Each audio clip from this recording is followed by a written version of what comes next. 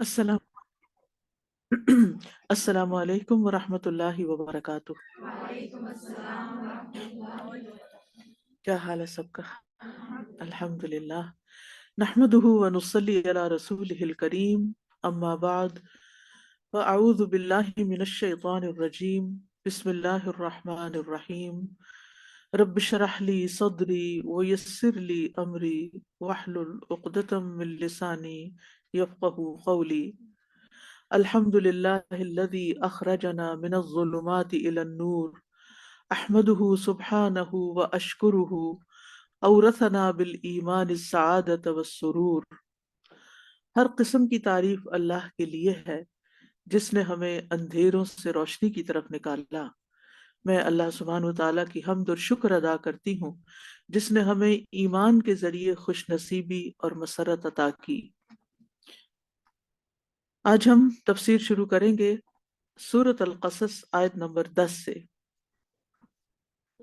وَأَصْبَحَ فُؤَادُ أُمِّ مُوسَى فَارِغًا إِن كَادَتْ لَتُبْدِي بِهِ لَوْلَا أَن رَّبَطْنَا عَلَىٰ قَلْبِهَا لِتَكُونَ مِنَ الْمُؤْمِنِينَ۔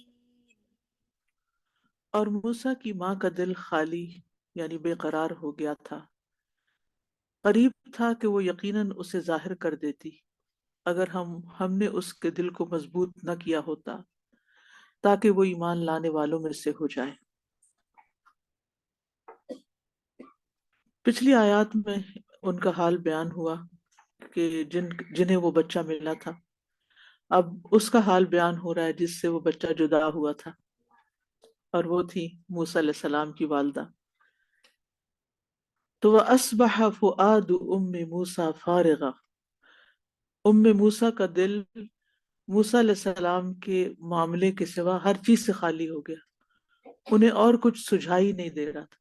کبھی ایسا ہوتا نا کہ کوئی ایک خیال، کوئی ایک بات ہمارے دل کو ایسے ہٹ کرتی ہے کہ ہم اس کے علاوہ اور کچھ سوچتے نہیں، سارا وقت وہی سوچے چلے جاتے، وہ چیز ہمارے دل پہ غالب آ جاتی ہے، چھا جاتی ہے۔ تو اس لیے فارغ ہو گیا، کس سے؟ ہر چیز سے فارغ ہو گیا، اسے کوئی اور فکر اور کوئی خیال نہیں تھی۔ اسی لیے کہتے ہیں نا کہ جس شخص کو آخرت کا غم لگ جائے اس کو دنیا کے غم بھول جاتے، اس کے نزدیک دنیا کے غم بہت چھوٹے ہوتے ہیں، کیونکہ اس کو ایک بڑا ہم و غم لگ گیا ہے۔ لیکن جس کے سامنے دنیا ہی دنیا ہو اور آخرت اس نے بھولی ہوئی ہو اس سے، تو اس کے لیے پھر کیا ہوتا ہے کہ ہر چیز کا غم اس کے دل پہ کنٹرول کر لیتا ہے۔ اب موسیٰ علیہ السلام کے سوا ان کو کوئی اور چیز سوچتی نہیں تھی، ان کے سوا کوئی اور پریشانی ان کے دل میں ہی نہیں تھی، اور قریب تھا کہ شدت غم کی وجہ سے وہ یہ ظاہر کر دیتی کہ یہ بچہ ان کا ہے۔ ان کادت لتبدی بہ لولا ان ربطنا علی قلبہا، اگر اللہ تعالیٰ ان کے دل کو مضبوط نہ کرتے، ان کے دل کو نہ باندھ لیتے تو پھر وہ صبر نہ کر سکتی تھی۔ اور اللہ سبحانہ تعالیٰ نے جو موسیٰ کو وعدہ کیا تھا کہ اس بچے کو ہم بخیریت واپس لائیں گے، وَلَا تَخَافِي وَلَا تَحْزَنِي إِنَّا رَادُّوهُ إِلَيْكِ، ہم واپس لائیں گے اس کو۔ تو یہ تسلی بھی تھی، انہیں پتہ بھی تھا، انہیں یقین بھی تھا۔ جیسے یوسف علیہ السلام کو خواب آیا تو اس خواب کی تعبیر انہیں معلوم تھی کہ ایک دن اچھا وقت آئے گا، کیونکہ ان کے والد نے ان کو اس کی یہی تعبیر بتائی تھی کہ اللہ سبحانہ تعالیٰ تمہیں چن لے گا۔ تو یہاں پر موسیٰ علیہ السلام کی والدہ کو بھی اللہ تعالیٰ نے پہلے سے ہی ہنٹ دے دیا تھا، وحی کر دی تھی کہ بچہ تمہارے پاس واپس آئے گا، لِتَكُونَ مِنَ الْمُؤْمِنِينَ، تاکہ وہ ایمان لانے والوں میں سے ہو جائے، یعنی جان لے کہ واقعی اللہ کے وعدے سچے ہیں۔ اصبح، اصبح کا مطلب یہ ہے کہ ایک چیز کا ہونا، یہ اصبح، امسا، اضحیٰ، کسی خاص وقت میں ایک کام ہونے کے لیے استعمال ہوتا ہے۔ تو یہاں مراد سارا ہو گیا۔ فؤاد ام موسیٰ، موسیٰ علیہ السلام کی والدہ کا دل فارغ، یعنی بچے کے بغیر، اور یہ سوچ کے کہ بچہ اس وقت کہاں ہوگا، کیونکہ وہ تو اس کو دریا کی لہروں کے سپرد کرائی تھی، تو اس لیے ان کے دل پہ ایک طرح سے غم چھا گیا۔ کہا جاتا ہے کہ یہ ایسا ہم و غم ہوتا ہے، یعنی فارغ ہونا دل کا، اس کیفیت کا نام ہے کہ جس میں انسان کھانا پینا بھی بھول جاتا ہے، اس کی بھوک مر جاتی ہے۔ کبھی آپ کو بھی ایسی کیفیت کوئی ہوئی ہوگی کہ نہ کچھ کھانے کو دل چاہتا ہے، نہ کچھ پینے کو دل چاہتا ہے، نہ نیند آتی ہے، نہ کوئی کام کیا جاتا ہے، انسان سے کچھ بھی نہیں ہوتا۔ تو یہی حال ان کا تھا کہ ان کا دودھ پیتا بچہ چلا گیا۔ بچوں سے ویسے بھی ماں کو بڑا پیار ہوتا ہے، لیکن جس بچے کو دودھ پلا رہی ہوتی ہے وہ پیار کچھ الگ ہی ہوتا ہے۔ تو ان کو اپنے کھانے پینے کا بھی ہوش نہیں رہا، اور کسی اور انسان کا بھی نہیں، نہ کسی باقی بچے کا۔ کہا جاتا ہے کہ ان کی بہن بھی تھی اور ہارون علیہ السلام ان سے بڑے تھے، وہ بھی تھے، یعنی ماں کے پاس اور بچے بھی تھے، لیکن ان کو موسیٰ کا غم کھا رہا تھا۔ اور یعنی کہ نہ ان کو اپنے شوہر کی پرواہ تھی، نہ بچوں کی تھی، نہ گھر کی، نہ کسی کام کی، نہ کھانے پینے کی، نہ کچھ۔ یہ کسی بھی ایسی ماں کی کیفیت ہو سکتی ہے جس کا بچہ گم ہو جائے، ایک طرح سے ان کے ہاتھوں سے نکل چکا تھا، گم ہی ہو چکا تھا، لیکن ان کا ایمان کیسے تھا؟ یعنی یہ تو انسانی کیفیات ہے نا، ہر انسان پہ آتی ہیں یہ، لیکن ایمان کیسا تھا کہ اللہ کے وعدے پہ یقین کر لیا، اور اللہ کے کہنے پہ سمندر کی نظر کر دیا، دے دیا، ڈال دیا، جو کہ ایک مشکل فیصلہ تھا۔ وہ کوئی نبی نہیں تھی، ان کو بھی ایک خواب آیا تھا اور یا الہام ہوا تھا، تو وہ اس کو اللہ کی طرف سے مان کے اور سچا مان کے اس پر عمل بھی کر رہی ہیں۔ یہ بہت سخت امتحان تھا ان کا، لیکن وہ اس امتحان میں کامیاب ہو گئی۔ ان قادت لتبدی بھی، کیونکہ ایک عورت تھی، ایک خاتون تھی، ایک انسان تھی، تو اس لیے یہ ساری کیفیات انسانوں پہ آتی ہیں۔ اس سے کیا پتہ چلتا ہے؟ بڑی اہم بات پتہ چلتی ہے کہ کبھی کبھار انسان ہونے کے ناطے ایسی کیفیات سے گزرتا ہے، اور یہ بالکل نیچرل ہوتی ہیں۔ اس پر کسی کو بلیم نہیں کرنا چاہیے، متہم نہیں کرنا چاہیے، کسی کے اوپر کسی کو برا نہیں سمجھنا چاہیے کہ یہ کیسا مومن ہے۔ مومن تو بہت سچی پکی تھی، تبھی تو عمل کیا اللہ کے حکم پر۔ تو کبھی کبھی ایسا بھی ہوتا ہے کہ مومنوں کے اوپر، سچے مومنوں کے اوپر بھی غم، شدید غم کے ایسے حالات اور واقعات آ جاتے ہیں کہ اطمینان کے باوجود دل سخت بے قرار ہو جاتا ہے، یعنی یہ ایک نیچرل سی چیز ہے۔ اور پھر اس میں تسلی کہاں سے ہوتی ہے، ہمت کون دیتا ہے؟ وہ بھی اللہ ہی دیتا ہے۔ تو اس بے قراری کی کیفیت میں پھر کرنا کیا چاہیے؟ یعنی بعض لوگ کہتے ہیں کہ دل میں شدید گھٹن ہے، شدید بے قراری ہے، شدید تکلیف ہے، اب کریں کیا کریں؟ اللہ کی طرف رجوع کریں۔ وَاسْتَعِینُوا بِالصَّبْرِ وَالصَّلَاةِ، صبر اور صلاۃ، دعا، نماز، اس کے ساتھ اللہ سے مدد مانگیں، کیونکہ آزمائش تو ہر انسان کی ہوتی ہے، کسی نہ کسی چیز سے انسان آزمایا جاتا ہے، اور یہ بہت ہی، یعنی کہ یہ کسی بھی انسان کو بلندی نہیں ملتی جب تک کہ اس پر کوئی امتحان نہ آئے۔ یعنی اللہ تعالیٰ کا ایک قاعدہ ہے کہ وہ بندوں کو اپنے کام کا بنانے کے لیے آزمائشوں سے گزارتا ہے، اور ان کی عزیز ترین چیزوں کی آزمائش سے گزارتا ہے۔ پھر جب انسان صبر کر جاتا ہے، اللہ کے وعدوں پہ یقین کر لیتا ہے، اللہ سے مدد مانگتا ہے، اللہ کی طرف رغبت کرتا ہے، تو اللہ سبحانہ وتعالیٰ اس کا دل تھام لیتا ہے۔ تو یہاں ہے کہ ان کانت، یعنی انہا کانت، یعنی بے قراری کی وجہ سے قریب تھا کہ معاملہ ظاہر کر دیتی کہ ہائے میں نے اپنے ہاتھوں اپنا بچہ دریا میں ڈال دیا، یعنی یہ کام کر کے تو بتایا بھی نہیں نا، چپ، خاموش۔ یعنی ایسے میں غم میں انسان کا دل کیا چاہتا ہے پھر کہ کسی کے ساتھ شیئر کرے، کسی کو بتائے، اور یا پھر یہ کہ اس کو ڈھونڈنے چل پڑے، یا کوئی بھی ایسا کام کرے کہ جس سے وہ راز کھل جائے. لولا ان ربطنا یعنی شددنا، یعنی اگر ہم نے اسے ثابت قدم نہ رکھا ہوتا، صبر جمیل عطا نہ کیا ہوتا، دل کو مضبوط نہ کیا ہوتا. مضبوط باندھنا، ربطہ کا مطلب ہوتا باندھنا، رسی سے باندھنے کے لیے بھی آتا، رابطو بھی آتا ہے نا، اور رباط الخیل بھی آتا ہے قرآن مجید، یعنی اس کے دل کو پکا کر دیا. تو بہرحال انسان جب کسی چیز پہ غمگین ہوتا ہے تو اس کی یہ کیفیت بھی ہوتی ہے، اور وہ غم کو ہلکا کرنے کے لیے اپنے غم کو بیان بھی کرتا رہتا ہے ان لوگوں کے ساتھ جو اس کے ساتھ جڑے ہوئے ہوتے ہیں یا اس کے ساتھ ان کا قریبی تعلق ہوتا ہے. اور ایسا کیوں کرتا ہے انسان؟ تاکہ اس کے دل کے اندر جو تنگی ہے وہ تنگی نکل جائے، اس کی یعنی کہ وینٹ آؤٹ کر دے، باہر نکال دے. اور یہ اللہ کی بڑی رحمت میں سے ہے کہ شدت کے اوقات میں اللہ تعالیٰ کسی کا دل مضبوط رکھے اور اس کو صبر دے دے، اور تقدیر پر ایمان دے دے، اس کو ڈھارس بندھا دے، اور اس کی زبان سے کوئی بات نہ نکلے، اس کا صبر صبر جمیل بن جائے.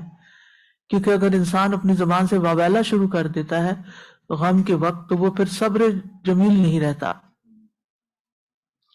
لِتَكُونَ مِنَ الْمُؤْمِنِينَ، یہاں مومنین یعنی موقنین کے معنوں میں ہے، یعنی یقین کرنے والوں میں سے ہو جائے، مومنوں میں سے ہو جائے، کیونکہ صبر ایمان کی علامت ہے.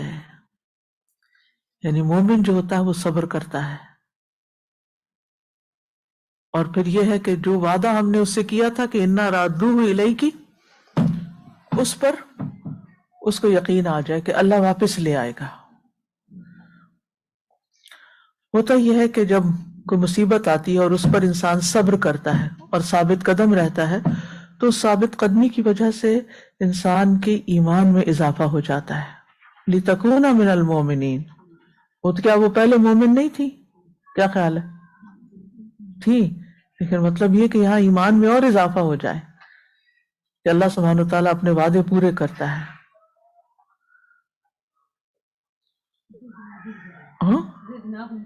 زدناہم ہدا. اور مومنین جو ہے یہ مذکر کا صیغہ ہے، اور وہ تو عورت تھی تو مومنات ہونا چاہیے تھا، لیکن یہ کہ عمومی قاعدہ یہی ہے کہ جب کسی گروہ کے بارے میں بات کرنی ہوتی ہے تو مذکر کے صیغے میں ہی بات کی جاتی ہے. جیسے ملکہ سبا کے بارے میں آتا ہے نا، وَصَدَّهَا مَا كَانَتْ تَعْبُدُ مِن دُونِ اللَّهِ إِنَّهَا كَانَتْ مِن قَوْمٍ كَافِرِينَ. تو اس آیت سے جو باتیں پتہ چلتی ہیں وہ یہ کہ بچوں کے معاملے میں پریشان ہونا ایک فطری عمل ہے. یعنی ایک ماں جو ہے وہ بچے کے معاملے میں جو اس کو فکر ہوتی ہے، جو غم ہوتا ہے، جو دکھ ہوتا ہے، وہ ایک قدرتی سی بات ہے. دوسرا یہ کہ اللہ تعالیٰ اپنے نیک بندوں کو غم اور دکھ کی حالت میں سکون عطا فرماتا ہے، ان کے دلوں کو باندھ لیتا ہے، مضبوط کرتا ہے. وَعَطَنْ رَبَّنَا أَفْرِغْ عَلَيْنَا صَبْرًا وَثَبِّتْ أَقْدَامَنَا. پھر یہ کہ ایمان گھٹتا اور بڑھتا رہتا ہے. عام طور پر مصیبت، غم، تکلیف آنے پر ایمان کمزور ہونے لگتا ہے، لیکن اگر انسان صبر کر جائے تو ایمان بڑھ جاتا ہے. پھر یہ بات پتہ چلتی ہے کہ پریشانی کے وقت اللہ تعالیٰ ایمان والوں کو ثابت قدم رکھتا ہے، اور غم زدہ حالت پر برقرار رہنا، یعنی غم ہی غم مناتے رہنا اور غم سے باہر نہ نکلنا، یہ ایمان کی کمزوری کی دلیل ہے. یعنی عام طور پر یہ ہوتا ہے نا کہ جب کوئی ایسی چیز آ جائے آپ کے سامنے کہ جو آپ کے رستے کی رکاوٹ بنی تو آپ اپنی پوری طاقت سے اس کو ہٹا دیتے ہیں تاکہ میں آگے جا سکوں. یعنی کہ کوئی بھی کام کرتے ہوئے یا کہیں چلتے ہوئے کوئی رکاوٹ راستے میں آتی تو آپ کیا کرتے ہیں؟ ہٹاتے ہیں. اچھا، چھوٹی رکاوٹوں کو ہٹانے کے لیے تو آپ کے ایک پاؤں کے ایسی ٹھوکر ہی کافی ہوتی ہے. کسی چیز کو آپ ہاتھ سے اٹھا لیتے، کسی کو پاؤں سے اٹھا لیتے ہیں. کچھ میں تھوڑا سا زیادہ زور لگتا تو آپ کھینچ تان کے آگے کر لیتے. لیکن اگر بہت بڑی رکاوٹ آ جائے تو پھر کیا کرتے ہیں؟ اتنی ہی بڑی طاقت چاہیے ہوتی ہے اس کو ہٹانے کے لیے، یا پھر آپ اپنا راستہ بدل لیتے ہیں. تو بڑی طاقت. اب یہاں پر یہ جو مصیبت آئی تھی یہ کوئی چھوٹی مصیبت نہیں تھی. یہ اس کے لیے بڑے ایمان کی ضرورت تھی، تب یہ صبر ہوا تھا، اور تب موسیٰ علیہ السلام کی والدہ جو تھی وہ اپنا انہوں نے راز فاش نہیں کیا تھا۔ تو یہاں اس سے پتہ چلتا ہے کہ ان کا ایمان مضبوط تھا، اور اس واقعے نے ان کا ایمان اور مضبوط کر دیا۔ پھر یہ پتہ چلتا ہے اس آیت سے کہ بندہ ہر حال میں اللہ تعالیٰ کا محتاج ہے۔ جب پریشانیاں اور غم آتے ہیں تو وہ صرف اللہ تعالیٰ ہی دور کرتا ہے، وہ اللہ ہی کا محتاج ہوتا ہے، اور پھر صبر اور شکر اللہ کی توفیق سے ملتا ہے۔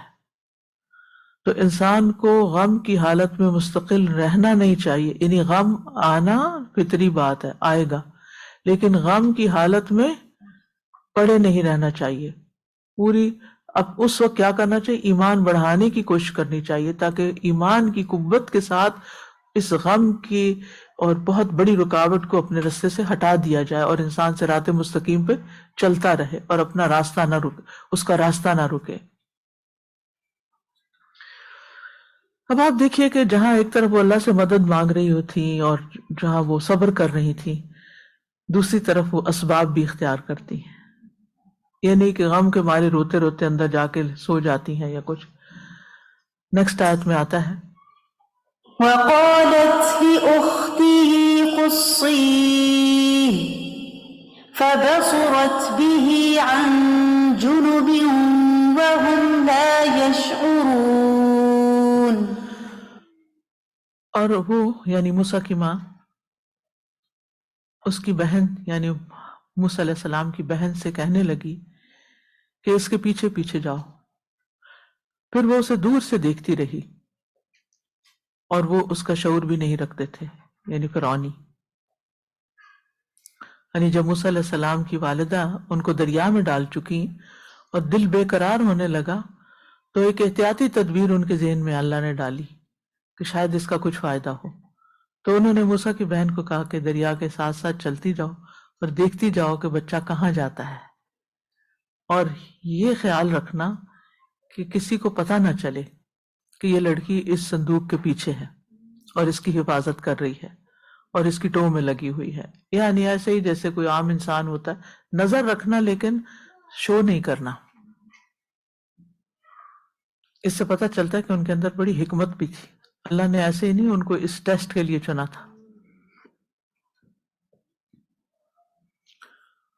تو ان کہتے ہیں کہ اس بہن کا نام مریم تھا، مریم بنت عمران۔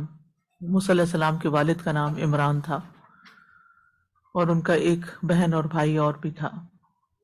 تو قصی یعنی پیچھے پیچھے جاؤ تاکہ پتہ چلے کہ بچے کو کس نے اٹھایا، کہاں جا پہنچا۔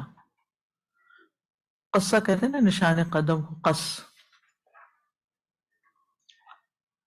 یعنی نشان قدم پہ چلو، کسی کام کی تلاش میں جانے کے لیے استعمال ہوتا ہے، کسی کام کے پیچھے لگنے کے لیے۔ فارتد علی آثارہما قصصا، تو وہ دونوں اپنے قدموں کے نشانات کی پیروی کرتے ہوئے واپس پلٹے، جب وہ جگہ بھول گئے تھے، آگے چلے گئے تھے، موسیٰ علیہ السلام اور خضر علیہ السلام۔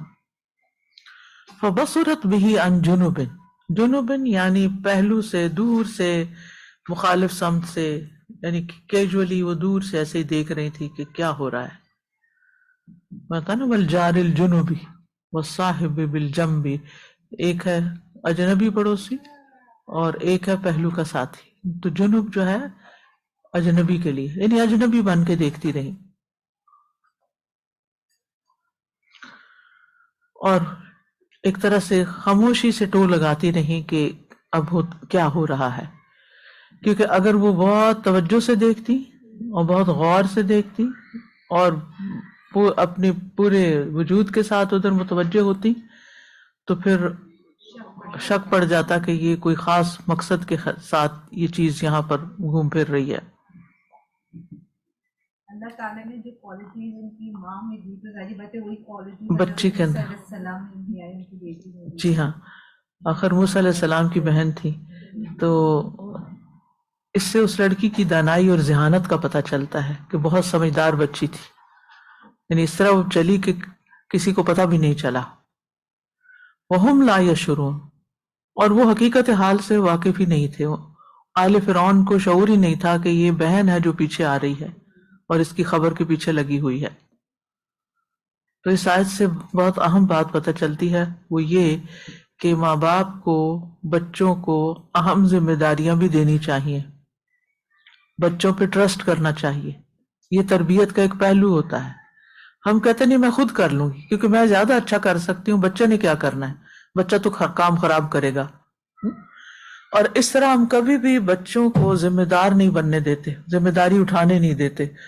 ہر چیز اس کی خود کرتے ہیں، چھوٹے چھوٹے کام. کچھ مائیں تو بچے بڑے بھی ہو جائیں تو ان کو خود ہی کھلاتی رہتی ہیں بڑے ہونے تک. ان کی تسلی نہیں ہوتی کہ انہوں نے خود نہیں کھایا، میں ہی اس کے منہ میں نوالا ڈالوں. ایون کہ بولنے نہیں دیتی ہیں، کوئی کوشچن کرے تو آنسر خود ہی دینا خود ہی جواب دینے، بالکل. تو بچوں کو خیر کے کاموں میں لگانا چاہیے، ان کو ذمہ داریاں دینی چاہیے، ان کو خطرات میں بھی ڈالنا چاہیے کیونکہ ہم بہت پروٹیکٹیو ہوتے ہیں نا. اب یہاں پر انہوں نے ایک طرح سے خطرے میں ہی ڈالا کہ جب آخر تک وہ جائیں گی تو پتہ نہیں آگے جا کے کیا ہوتا ہے. پھر اسی طرح یہ ہے کہ انہوں نے، وہ لڑکی تھی، یعنی بعض اوقات ہم کہتے ہیں کہ لڑکی کیا کرے گی، یہ اس کام کے لیے لڑکی کو نہیں بھیجنا، لڑکی مناسب نہیں. لیکن یہاں والدہ نے بیٹی کو بھیجا، ینگ گرل ہے. اس سے یہ پتہ چلتا ہے کہ بیٹیوں کو کے اوپر بھی اعتماد کرنا چاہیے اور ان کو بھی اہم ذمہ داریاں دی جا سکتی ہیں. اور عورت کے ضرورت کے کاموں کے لیے باہر نکلنے کا جواز بھی اس سے مل رہا ہے، جس طرح آگے جا کر 2 اور لڑکیوں کا معاملہ بھی آئے گا. نیکسٹ آیا وحرمنا عليه المراضع من قبل فقالت هل أدلكم على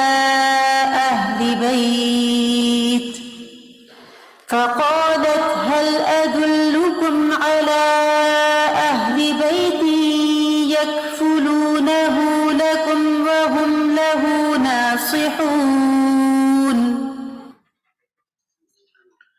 اور ہم نے اس پر اس سے قبل دودھ پلانے والیاں حرام کر دی تھی. تو کہنے لگی کیا میں تمہیں ایسے گھر والوں کے بارے میں بتاؤں جو تمہارے لیے اس کی کفالت کریں اور اس کے خیر خواہ بھی ہوں. ابھی اس تدبیر کا ذکر ہو رہا ہے جو اللہ تعالیٰ نے موسیٰ علیہ السلام کو ان کی والدہ کی طرف لوٹانے کے لیے اختیار فرمائی.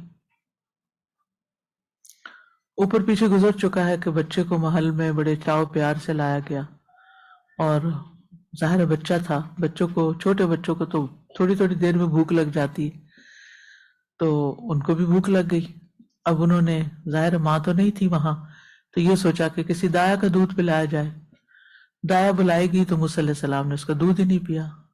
دوسری بلائے گی، تیسری بلائے گئی، یک کے بعد دیگرے کئی. ظاہر بادشاہ کا دربار، بادشاہ کا محل تھا تو ہر کوئی وہاں جانے کے لیے اور خدمت دینے کے لیے تیار تھا.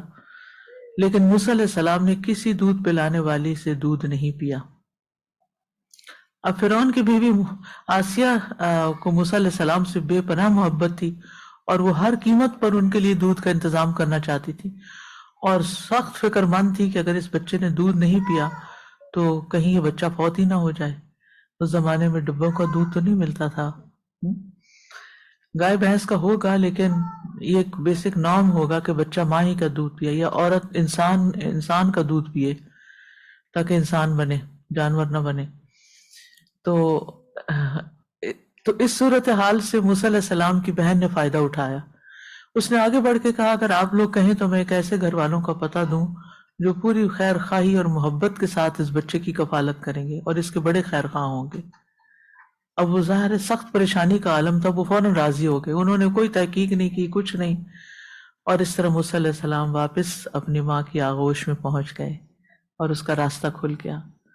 وَحَرَّمْنَا عَلَيْهِ الْمَرَاضِعَ مِنْ قَبْلُ. حرمنا یعنی ہم نے حرام کر دی. یہ تحریم شرعی نہیں ہے، تحریم کونی ہے.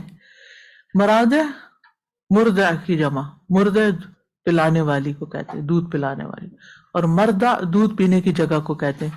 اور مصدر میمی جو ہے وہ بھی یعنی بعض کی رائے میں یہ مصدر میمی ہے، اسم ظرف ہے، یعنی یعنی کہ مراد اس سے ماں کا سینہ جس سے دودھ پیا جاتا ہے. من قبل، اس سے پہلے، یعنی ماں کے پاس پہنچنے سے پہلے. تو قرآن مجید میں دونوں طرح کی تحریم کے واقعات آتے ہیں، جیسے شرعی تحریم، جیسے حرمت علیکم المیتۃ والدم ولحم الخنزیر، یہ شرعی طور پر چیزیں حرام ہیں. اور کونی تحریم میں یہ واقعہ آتا ہے. اور اسی طرح حرام علی قریۃ اہلکناہا انہم لا یرجعون، اور جس بستی کے لوگوں کو ہم نے ہلاک کر دیا اس پر حرام ہے کہ وہ واپس لوٹیں. تو بہرحال موسیٰ علیہ السلام نے کسی عورت کا دودھ نہیں پیا، اور یہ بھی اللہ کی تدبیر سے تھا، اللہ کا لطف و کرم تھا کہ انہوں نے کسی اور کا دودھ نہیں پیا، ورنہ موسیٰ علیہ السلام کی والدہ تک، وہ اپنی ماں تک واپس کیسے پہنچتے. محل میں بہت سی خادم خواتین تھیں اور بہت سے لوگ تھے، لیکن بچے نے ہر ایک کا انکار کر دیا. فقالت هل ادلکم علی اہل بیت یکفلونہ لکم وہم لہ ناصحون. فقالت، تو یہ کہا کس نے؟ اخت موسیٰ نے، موسیٰ علیہ السلام کی بہن نے، ماں کے پاس لے جانے سے قبل.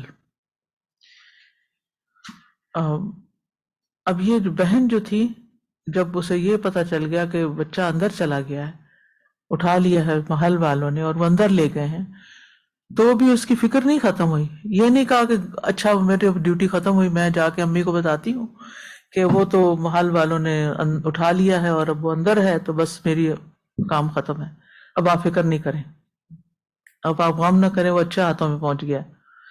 نہیں، اس کے باوجود بھی وہ محل کے آس پاس چکر لگاتی رہی، وہیں آس پاس ہی رہی. اور اس سے پتہ چلتا ہے کہ سمجھدار لوگ اپنا کام کس طرح اینڈ تک پہنچاتے ہیں. کچھ لوگ ہوتے ہیں نا، آپ ان کو کام دیتے ہیں، کچھ کام کریں گے، کچھ ادھورا چھوڑ کے چلے جائیں گے. مثلا کوئی سیٹ اپ لگائیں گے تو واپس اپنی جگہ پہ نہیں رکھیں گے چیزوں کو، ادھر ہی ادھورا چھوڑ کے نکل جائیں گے. اور کچھ لوگ ہوتے ہیں کہ وہ ہر چیز کو مائنڈ اپ کر کے ایک ایک چیز پوری طرح اپنے ٹھکانے پہ پہنچا کے پھر دم لیں گے. کچھ لوگ ہوتے ہیں کہ چند میں کام کم کرتے ہیں اور کھلارا زیادہ ڈالتے ہیں، اور پھر ڈال کے تو جا کے آرام کرنا بیٹھ جاتے ہیں. تو کچھ لوگ ہوتے ہیں کہ وہ کوکنگ کرنے کے ساتھ ساتھ ایک ایک چیز جہاں سے اٹھاتے ہیں وہیں رکھتے جاتے ہیں، اور جتنی دیر میں کوکنگ ختم ہوتی ہے اتنی دیر میں سارا کام بھی ساتھ ہی سمٹ چکا ہوتا ہے، ہر چیز نیٹ اینڈ کلین، پتہ ہی نہیں چلتا یہاں کسی نے کام کیا. تو یعنی ہمیں کوئی بھی کام کرنا ہو تو اس کے لیے اچھے طریقے سیکھنے چاہیے اور کاموں کو اپنے اچھے اختتام تک پہنچانا چاہیے کہ انما الاعمال بخواتیمہا، اعمال کا دار و مدار ان کے خاتمے پر ہے کہ آپ نے اینڈ کیا کیا، نتیجہ کہاں نکلا جا کے. بہرحال اب کیا ہوا کہ بہن اس وقت تک اسے چین نہیں آیا جب تک یہ نہیں پتا چلا کہ اب بھائی کس حال میں ہے. اور پھر آپ دیکھیے کہ کتنی سمجھدار تھی. کہتی ہے ہل ادلکم علی اہل بیت، ایک گھرانے کے بارے میں بتاؤں آپ کو، وہ بہت اچھا گھرانہ ہے، وہ ان سے یہ کام لے لیتے ہیں.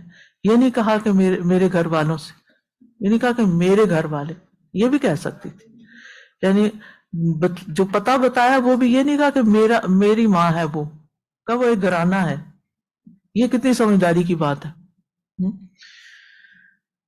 تو اگر وہ کہتی کہ میں اپنے گھر والوں کے بارے میں بتاتی ہوں تو پکڑ لیتے اس کو. تو اس نے اس طرح نکرہ، یعنی اہل بیتن ہے، نکرہ ہے، جیسے وہ جانتی نہ ہو.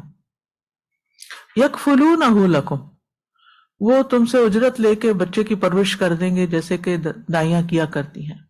اس زمانے میں بھی رواج تھا. وہم لہ ناصحون، اور وہ اس کے بڑے خیر خواہ بھی ہوں گے، تربیت میں کوتاہی نہیں کریں گے. میں ان کو جانتی ہوں، وہ بہت اچھے لوگ ہیں. تو وہ پوری ایڈوکیسی کی تاکہ راستہ ہموار ہو جائے. اب آپ دیکھیے کہ اللہ سبحانہ تعالیٰ اپنا کام کس سے لے رہے، کس بچی سے لے رہے ہیں. اور فرعون تو ایسا شخص تھا کہ ہر کوئی اس کے قریب ہونے کی کوشش کرتا تھا، اور یہ بچہ فرعون کے گھر میں تھا تو ہر کوئی اس کی خدمت کرنے کے لیے تیار تھا. اور اس کے صلے میں کچھ حاصل کرنا چاہتا تھا. جیسے جادوگروں نے کہا تھا کہ ان لنا اجرن ان کننا نحن الغالبین، اگر ہم غالب آ گئے اس مقابلے میں تو کیا ہمیں کچھ اجرت ملے گی؟ قال نعم وانکم لمن المقربین، اس نے کہا ہاں بے شک تم تب میرے مقرب لوگوں میں سے ہو جاؤ گے. تو عام طور پر ایسا ہی ہوتا ہے، جو بڑے لوگ ہوتے ہیں لوگ ان سے مال بھی چاہتے ہیں، لوگ ان کی قربت چاہتے ہیں، لوگ ان سے عہدے چاہتے ہیں کہ ان کے قریب ہوں گے تو ہمیں یہ ساری فیسلٹیز ملیں گی. تو بہرحال موسیٰ علیہ السلام کی بہن نے بہت عمدہ انداز میں اس یعنی کہ فرعونیوں کو اس بات کی ترغیب دی کہ وہ اس گھرانے کو منتخب کر لیں بچے کی پرورش کے لیے. تو اس آیت سے یہ پتہ چلتا ہے کہ پیغمبر کے معجزے بچپن میں بھی ظاہر ہوتے ہیں. عام بچے اگر ماں کا دودھ نہیں، کوئی بھی دودھ انہیں ملے وہ پی لیں گے، لیکن موسیٰ علیہ السلام اپنی ماں کے سوا کسی دائی کا دودھ نہیں پی رہے تھے. یہ بھی ایک معجزہ ہی تھا. اس آیت سے یہ بھی پتہ چلتا ہے کہ کبھی تحریم شرعی ہوتی ہے اور کبھی کونی ہوتی ہے. اور پھر یہ بھی کہ بچے کی کفالت پر اجرت لینے کے جواز کا بھی پتہ چلتا ہے کہ یہ پیسے جائز ہوتے ہیں. یعنی اگر کوئی کسی کے ڈے کیئر میں کوئی چھوڑتا ہے، یا کوئی شخص ڈے کیئر میں کام کرتا ہے، یا گھر پہ آ کے کسی بچے کی ٹیک کیئر کرتا ہے، یا کوئی دودھ پلاتا ہے، یا پھر اس کو پڑھاتا سکھاتا ہے، جسے مؤدب ہوتے تھے. اور یعنی پہلے زمانے میں اس طرح کے اسکول تو نہیں ہوتے تھے، تو لوگ گھروں میں ہی بچوں کی تعلیم و تربیت کا اہتمام کیا کرتے تھے. تو یعنی ان سارے کاموں پر اجرت لی جا سکتی ہے. کہ کیا میں ایسے گھرانے کے بارے میں بتاؤں کہ جو اس کی کفالت کرے؟ تو ایک کفالت یہاں مراد ہے کہ پوری ذمہ داری لیں گے اور اس کے بدلے میں اجرت لیں گے.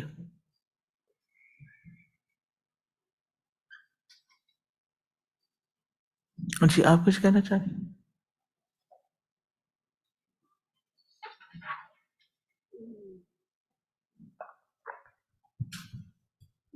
اس میں سبحان اللہ، یہاں پہ اللہ تعالیٰ کی جو پچھلی آیت میں بات تھی نا کہ ہم اس کو آپ کی طرف لوٹا دیں گے، تو میں اس میں دیکھی تھی کہ ام موسیٰ نے اپنے بچوں کی تربیت میں ایک وہ ڈیسیجن میکنگ پاور تھی، اور وہی چیزیں پھر موسیٰ علیہ السلام کی پرسنالٹی میں بھی جب ان کو رسالت ملی تب بھی نظر آتی ہے کہ وہ کیسے کوئی مشکل ہوتی ہے موسیٰ علیہ السلام کی زندگی میں تو وہ کیسے اس ٹائم ڈیسیجن لیتے ہیں.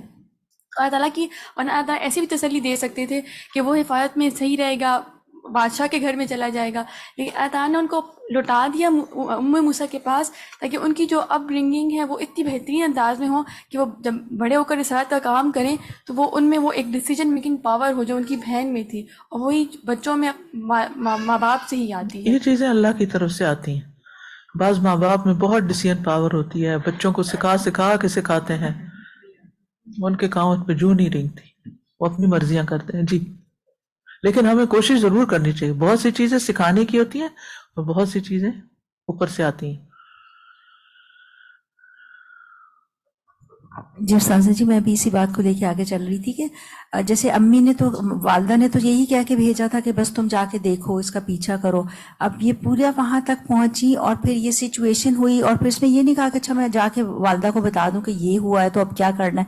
ماشاءاللہ وہ جس کو ہم کہتے ہیں نا go with the flow, right there اس کا دیر اینڈ دین ڈیسیژن لیتی گئی. ایگزیکٹلی، بالکل. سبحان اللہ. نیکسٹ آیا فرددناه إلى أمه كي تقر عينها ولا تحزن ولتعلم أن وعد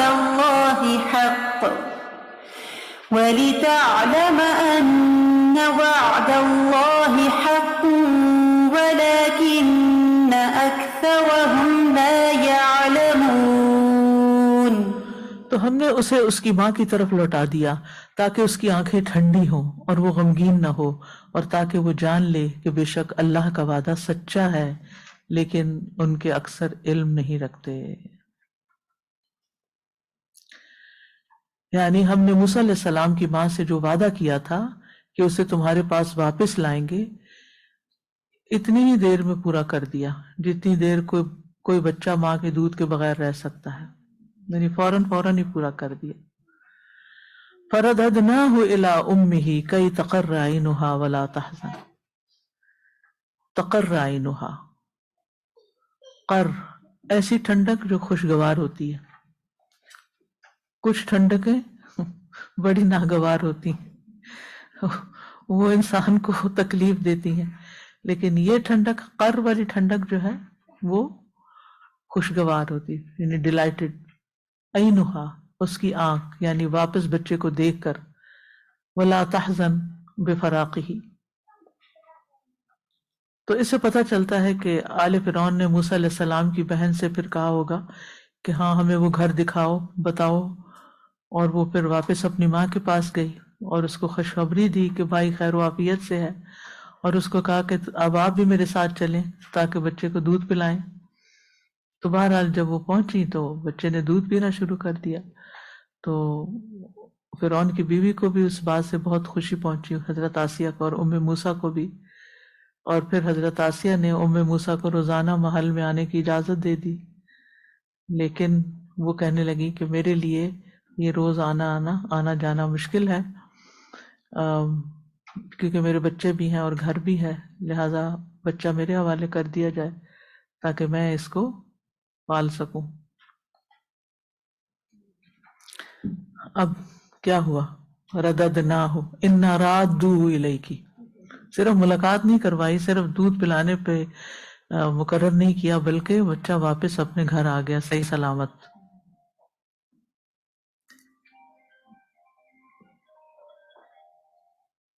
اللہ تعالیٰ کا ایک وعدہ ہے، سیجعل اللہ بعد عسر یسرا، ان قریب اللہ تنگی کے بعد آسانی پیدا کر دے گا. لیکن جب ہم تنگی میں ہوتے ہیں تو ہم اس آسانی کو بھول جاتے ہیں. ہم کہتے ہیں کہ یہ رات نہیں کٹے گی، حالانکہ ہر رات چلی جاتی ہے. تنگی کے بعد آسانی آ گئی، شدت کے بعد نرمی آ گئی، غم خوشی میں بدل گیا، بچہ واپس گھر آ گیا. اور پھر یہ آنکھ کی ٹھنڈک کہنے کی حکمت یہ ہے کہ انسانی جسم کے مختلف اعضاء کا درجہ حرارت مختلف ہوتا ہے. یعنی آپ کے اسٹمک کے اندر جو حرارت ہے وہ آپ کی آنکھ میں نہیں ہے، کیونکہ جسم کو، یعنی اسٹمک کو تو فوڈ ڈائجسٹ کرنی ہوتی ہے، تو اس کے لیے زیادہ گرمی چاہیے ہوتی ہے، جبکہ آنکھ کو دیکھنے کے لیے تھوڑا سا درجہ حرارت بھی کافی ہے. اگر زیادہ ٹھنڈک پہنچ جائے یا زیادہ گرمی پہنچ جائے تو آنکھ اپنا کام نہیں کر سکتی. پھر فرمایا وَلِتَعْلَمَ أَنَّ وَعْدَ اللَّهِ حَقٌّ، اور تاکہ ام موسیٰ جان لے کہ اللہ کا وعدہ سچا ہے. پہلے ان کو علم الیقین تھا، اب کیا ہو گیا؟ عین الیقین ہو گیا، حق الیقین ہو گیا. یعنی موسیٰ محل تک کیسے پہنچے؟ رائل گارڈز کی نگرانی میں، کہ اب یہ رائل فیملی کا بچہ ہے اور ماں کو بھی وظیفہ مل رہا ہے. یہ تقوی کا نتیجہ ہے نا، کہ جو من یتق اللہ یجعل لہ مخرجا ویرزقہ من حیث لا یحتسب، کہ جو اللہ کا تقوی اختیار کرتا ہے اللہ تعالیٰ اس کے لیے ہر مشکل میں سے نکلنے کا رستہ بنا دیتے ہیں، اور اس کو وہاں سے رزق دیتے ہیں جہاں سے وہ سوچ بھی نہیں سکتا، اس کے خیال میں بھی نہیں ہوتا.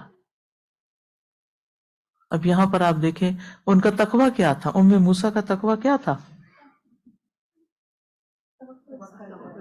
اللہ کے حکم کی اطاعت. تقوی اسی کو کہتے ہیں نا کہ جس چیز کا حکم ملے وہ کر لیا جائے، اور جس چیز سے روکا جائے اسے رک بھی جایا جائے.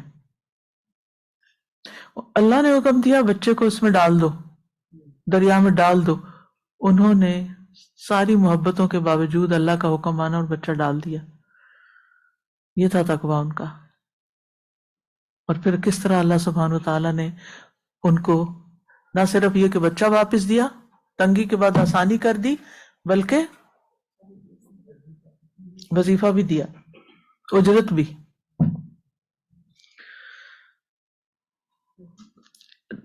تو جو شخص کسی بھی کام میں، چاہے وہ اجرت کا ہی کام کیوں نہ ہو، اس میں ثواب کی نیت رکھتا ہے. مثال کے طور پر اگر کوئی شخص کہیں جاب کرتا ہے، کوئی کاریگر ہے، کوئی ہینڈی مین ہے، وہ اپنا کام کرتا ہے پوری امانت داری سے اور کام بھی اچھا کر رہا ہے، مثلا کسی مسجد کا پینٹ کر رہا ہے مثال کے طور پہ یا کچھ، تو وہ اس کی اجرت تو اس کو ملے گی، لیکن اس کے دل میں جذبہ کیا ہے کہ میں یہ کیوں کر رہا ہوں؟ ثواب کے لیے، کہ اللہ کا گھر میں صاف کر رہا ہوں یا اللہ کے گھر کی خدمت کر رہا ہوں. تو اگر انسان کی کوئی جاب ایسی ہو کہ جس میں اجرت بھی ہو لیکن ثواب بھی ہو، تو اس کو نیت ثواب کی رکھنی چاہیے کہ مجھے اس میں ثواب ملے گا. تو یہاں یعنی اللہ سبحانہ وتعالیٰ کا حکم مان کے انسان جو کام کرتا ہے اس پر اس کو اجر و ثواب ملتا ہے. یعنی اپنے ہی بچے کو دودھ پلانا کیا ہے؟ ایک ذمہ داری ہے نا، لیکن نیکی کا کام ہے بچے کو دودھ پلانا. لیکن عام طور پر مائیں یہ نہیں سمجھتی کہ بچے کو دودھ پلانے سے مجھے کوئی ثواب بھی ملے گا. وہ کیا سمجھ کے پلاتی ہیں؟ ڈیوٹی سمجھ کے پلاتی ہیں کہ اللہ نے اب دیا ہے تو اب میری ذمہ لگا ہے تو اب اس لیے مجھے یہ کام کرنا ہے. صرف اتنا نہیں ہونا چاہیے. ایک ہر ماں کی ایک ذمہ داری تو ہے بچے پالنا، بچوں کو کھلانا پلانا نہلانا دلانا، سارے کام ذمہ داری ہیں. یہ ہماری روزمرہ زندگی کی ڈیوٹیز میں سے ہے، خاندان کو لک آفٹر کرنا. لیکن اس میں ہمیں اس کام کو صرف ایک ذمہ داری سمجھ کے نہیں کرنا چاہیے بلکہ اجر و ثواب سمجھ کے کرنا چاہیے. ڈیوٹی تو پوری ہو ہی جائے گی لیکن ملے گا کیا؟ ہمیں ثواب ملے گا، چاہے اس کام پر کوئی اجرت ہی ملے. جیسے متعلقہ عورت جب اپنے بچے کو دودھ پلاتی ہے تو اپنے بچے کو پلا رہی ہے لیکن اس کے ساتھ اس کو وَلَهُنَّ رِزْقُهُنَّ وَكِسْوَتُهُنَّ بِالْمَعْرُوفِ، اجرت بھی مل رہی ہوتی ہے.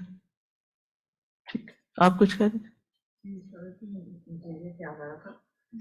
کہ جیسے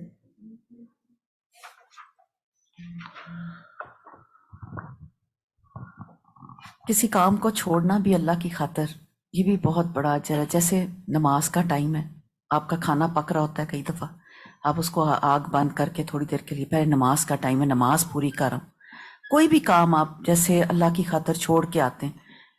الحمدللہ اللہ تعالیٰ نے مجھے خود اللہ تعالیٰ نے اس قابل کیا کہ میں نے کلاسز میں آنا پڑھنا چھوڑ کے آنا. بہت کام چھوڑ کے آتے تھے، بہت مرتبہ ایسا ہوتا تھا کہ گھر میں ایسے ایسے کام ہوتے تھے، اس کے بغیر یہ کام ہو ہی نہیں سکتا.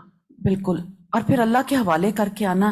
یقین کریں کہ میرا آج تک کوئی کام نہیں رکا کیونکہ اللہ تعالیٰ پورے کام کرتا ہے اور اللہ تعالیٰ کہیں نہ کہیں سے اس کو کمپنسیٹ بھی ہمیں کروا دیتا ہے. بالکل بالکل صحیح کہا آپ نے. مونا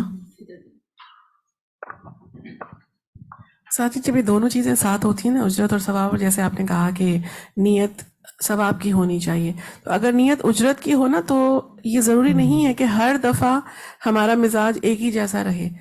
ہم اگر اجرت کے اوپر فوکس کریں گے تو کبھی ہمیں کسی کی بات بری لگ رہی ہوگی، کبھی ہمارا دل جو یہ ہوگا کہ یہ تو بہت کم اجرت ہے اور یہ ہم اس میں سیٹسفیکشن نہیں ہو رہی ہے، کرنے لگیں گے. بالکل. اور اگر ثواب کی نیت ہوگی تو دل میں وہ جو اطمینان اور جو خوشی کی کیفیت ہوگی نا وہ بالکل، اور پھر اس اجرت میں برکت بھی ہو جائے گی. بالکل.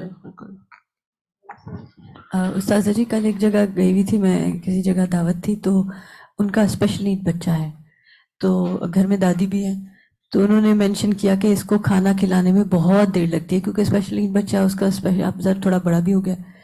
تو میں ان کو یہی ایک دم سے تسلی میں ان کو میں نے کہا جتنی دیر ان کو لگ رہی ہے نا کھلانے میں، انشاءاللہ ان کو اجر ہوگا ایز لانگ ایز وہ اس کی نیت کر لیں کہ اللہ تعالیٰ نے انہیں ایک طرح سے اس چیلنج میں ڈالا ہے. تو اگر گھنٹہ لگ رہا ہے اس بچے کو کھلانے میں، اور ظاہر ہے کہ she is a busy working woman also, اور گھر کے بھی 100 کام، تو اتنا یہ جو آپ نے جیسے ابھی مینشن کیا نا کہ ماں بھی اگر ثواب کی نیت کر لے تو یہ کتنا اہم ہے اور دل ہلکا ہو جاتا ہے، ورنہ کبھی دل تنگ بھی ہو سکتا ہے. اب بعض ماں کو کام کرنا پڑتا ہے، ہسبینڈ نہیں ہے یا جاب نہیں ہے ان کی، تو عورت کو کام بھی کرنا پڑتا ہے اور بچے بھی دیکھنے پڑتے ہیں اور گھر بھی دیکھنا پڑتا ہے، 100 ذمہ داریاں ہوتی ہیں. لیکن ان سب چیزوں میں اگر انسان یہ سوچ لے کہ مجھے اس کا اجر مل رہا ہے، اللہ کے ہاں ثواب کی نیت کر لے، تو وہ مشکلیں آسان ہو جائیں گی اس کے لیے. اور وہ جو وہ کمائے گی کرے گی وہ تو ہوگا ہی، لیکن اس کے ساتھ اس سے بڑی چیز مل رہی ہے اور وہ اجر و ثواب ہے.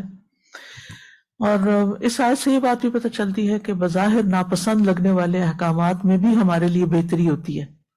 یعنی وَعَسَىٰ أَن تَكْرَهُوا شَيْئًا وَهُوَ خَيْرٌ لَكُمْ وَعَسَىٰ أَن تُحِبُّوا شَيْئًا وَهُوَ شَرٌ لَكُمْ وَاللَّهُ يَعْلَمُ وَأَنتُمْ لَا تَعْلَمُونَ. اور ہو سکتا ہے تم کوئی چیز ناپسند کرو اور وہی تمہارے لیے اچھی ہو، اور ہو سکتا ہے کوئی چیز تم پسند کرو اور وہی تمہارے لیے بری ہو، اور اللہ جانتا ہے اور تم نہیں جانتے. اسی طرح جب مرد حضرات کو کہا گیا کہ اگر بیوی کی کوئی چیز اچھی نہیں لگتی تو فَإِن كَرِهْتُمُوهُنَّ، اگر تمہیں بیوی پسند ہے ہی نہیں، ناپسند کرتے ہو، فَعَسَىٰ أَن تَكْرَهُوا شَيْئًا وَيَجْعَلَ اللَّهُ فِيهِ خَيْرًا كَثِيرًا، ہو سکتا ہے ایک چیز تمہیں ناپسند ہو تو اللہ اسی میں بہت سی خیر و برکت ڈال دے، بہت سی بھلائی ڈال دے۔ وَلَٰكِنَّ أَكْثَرَهُمْ لَا يَعْلَمُونَ، لیکن اکثر لوگ نہیں جانتے، ان کے اکثر جانتے نہیں۔ کیا نہیں جانتے؟ اللہ کا وعدہ برحق ہے، یا اس علم سے فائدہ نہیں اٹھاتے، اس واقعے سے فائدہ، اکثر لوگ اس قصے کو نہیں جانتے،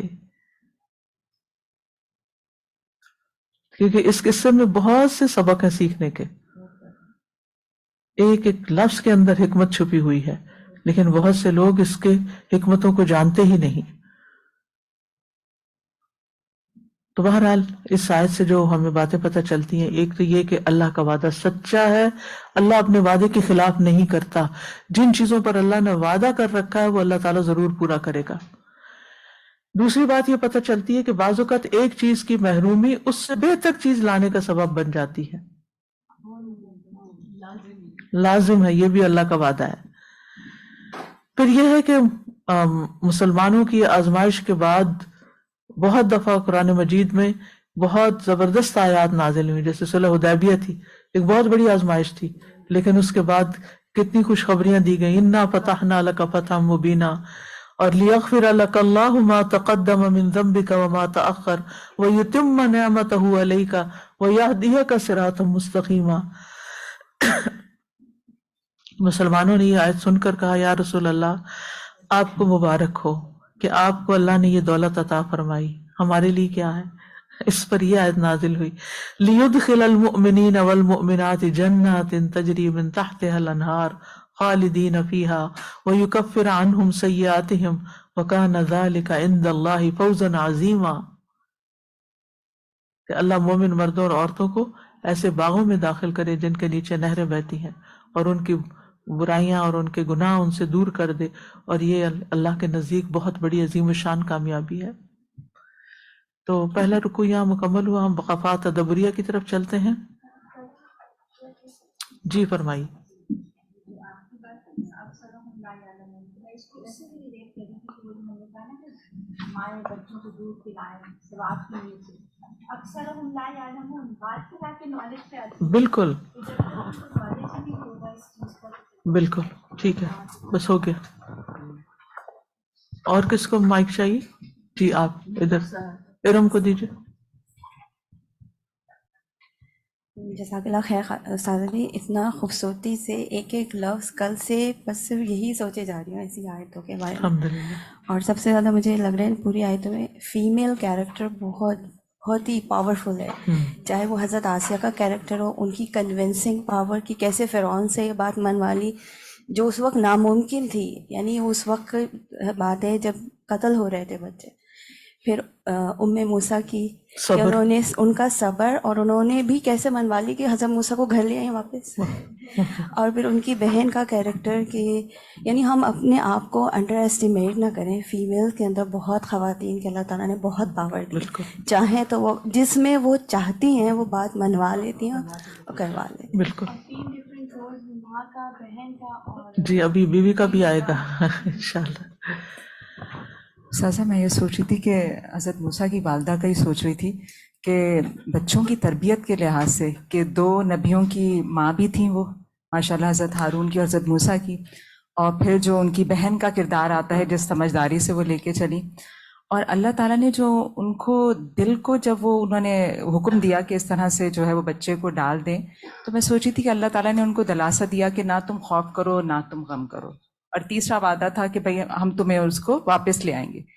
اب اللہ تعالیٰ نے ان کو یہ تو بتا دیا ایک جزوی طور پہ، لیکن کلی طور پہ کہ کس پروسیس سے وہ واپس آئیں گے، کیسے وہ واپس آئیں گے، وہ ان کے پورے ایمان کے اوپر چھوڑ دیا کہ اب ان کا امتحان بھی ہے اور ان کے ایمان کو بھی ٹیسٹ کرنا ہے۔ اور سبحان اللہ، جہاں سے آج ہم نے شروع کیا نا 10ویں آیت سے، تو میں وہ دیکھ رہی تھی وَأَصْبَحَ فُؤَادُ أُمِّ مُوسَىٰ فَارِغًا، میں نے یہ سوچا یہاں پہ فؤادو کا لفظ کیوں آیا، یہاں پہ قلب کیوں نہیں آیا؟ تو اس کو جا کے استاذہ میں نے سرچ کیا تو اس میں تھا کہ حرارت کے لیے جذبات سے بھرا ہوا دل، جب جذبات بہت زیادہ دل میں ہوتے ہیں تو پھر قرآن میں فادو کا ورڈ آتا ہے، اور قلب کا جو آتا ہے وہ جسم کے عضو کے طور پہ، کہ عضو ہے جسم کا، اور پھر یہاں پہ آیا کہ فادو، اور پھر اسی آیت میں کہا اللہ تعالیٰ کے لولا ان ربطنا علی قلبیہا، اب دل کا ورڈ یوز اللہ تعالیٰ نے کیا کہ ہم ان کے دل کو مضبوط نہ کر دیتے، ہم ان کے دل کو باندھ نہ دیتے، جذبات پہ نہیں لے کر آئے، کیونکہ جذبات تو امڑ ہی رہے تھے نا، وہ تو ایک فیمیل کے اندر ظاہر ہے بچے کی جدائی کے اوپر وہ آ ہی رہے ہیں، جذبات کی شدت ہے، تو اللہ تعالیٰ اس کو روک نہیں لگا رہے، اللہ تعالیٰ وہاں سے ان کے دل کو سنبھال رہے ہیں اور وہ کر رہے ہیں نا۔ اور پھر ان کی جو بہن کا آیا تو اس میں مجھے یہ ہو رہا تھا کہ ماشاءاللہ جو ان کی تربیت تھی کہ کتنی سمجھداری سے انہوں نے کنونس بھی کیا، حالانکہ دیکھیں کہ وہ محل میں ہیں اس وقت اور اس پیلس میں ارد گرد ان کی سیکورٹی کا سسٹم اور سارا، اور پھر حضرت موسیٰ کی جو بہن تھی وہ بھی ظاہر ہے جسمانی لحاظ سے وہ فرعونی اور بنی اسرائیل تو بالکل ٹوٹلی شکل صورت میں بھی ڈیفرنٹ تھے نا، تو اسی طرح بچے بھی جو حضرت موسیٰ تھے وہ بھی میرے دل میں آ رہا تھا کہ وہ بھی ظاہر ہے شکل صورت میں فرعونی سے تو نہیں ملتے ہوں گے نا، ان کو وہ اللہ تعالیٰ نے اس طرف جانے نہیں دیا دماغ کہ یہ تو اسرائیلی بچہ تھا، شکل صورت میں اسرائیلی ہے نا بچہ، تو وہ ان کے دماغ میں آ نہیں رہا تھا کہ اس طرح سے یہ بچہ ہوگا، بس محبت اتنی اللہ تعالیٰ نے ڈالی کہ انہیں باقی چیزیں نظر نہیں آ رہی ہیں اس وقت، وہ بالکل دماغ کے لحاظ سے ان کے جو اللہ تعالیٰ کی قدرت تھی نا کاملہ، کہتے نا آنکھوں پہ پردہ پڑ جاتا ہے، پڑ گیا ان کی آنکھوں کے اوپر۔ اللہ کا وعدہ سچا ہے، اور اللہ تعالیٰ جو کام کرنا چاہتا ہے وہ اس کو کوئی روک نہیں سکتا۔ اللہم لا مانع لما اعطیت ولا معطی لما منعت ولا ينفع ذا الجد منک الجد۔ استاذہ جی میں اس میں یعنی جو اسباب کا اور جو اللہ تعالیٰ کی مدد کا ایک سائڈ بائی سائڈ چل رہا تھا، سبحان اللہ، آیات کے اندر بھی جیسے دیکھ رہا ہے کہ پہلے ان کو کچھ کرنے کو کہا جا رہا ہے، پھر جیسے آ گیا وربتنا، یعنی ہم نے دل کو تھام لیا، پھر ان کو کچھ کرنے کو کہا گیا، وہ سبب اختیار کرتی ہیں کہ بہن جائے دیکھے، پھر وہ حرمنا، پھر اللہ تعالیٰ کی مدد آئی کہ اللہ تعالیٰ نے کر لیا، and it's just such a beautiful combination. And I was thinking, آپ کل بھی اس پہ بات کر رہے تھے کہ غم یا دکھ یا فرسٹریشن یا جو بھی ہم کیفیت سے گزرے ہوتے ہیں، اسپیشلی غم کی، اس میں ہمارے اندر ایموشنز کا ایک طوفان ہے، اس کو کہیں نہ کہیں چینل کرنا پراپر طور پہ بہت ضروری ہے، اور یہی سبب اختیار کرنا، جیسے کہ جب آپ یہاں لگا دیں اس کو اور سوچیں کہ اچھا اب کیا کرنا ہے اس کا۔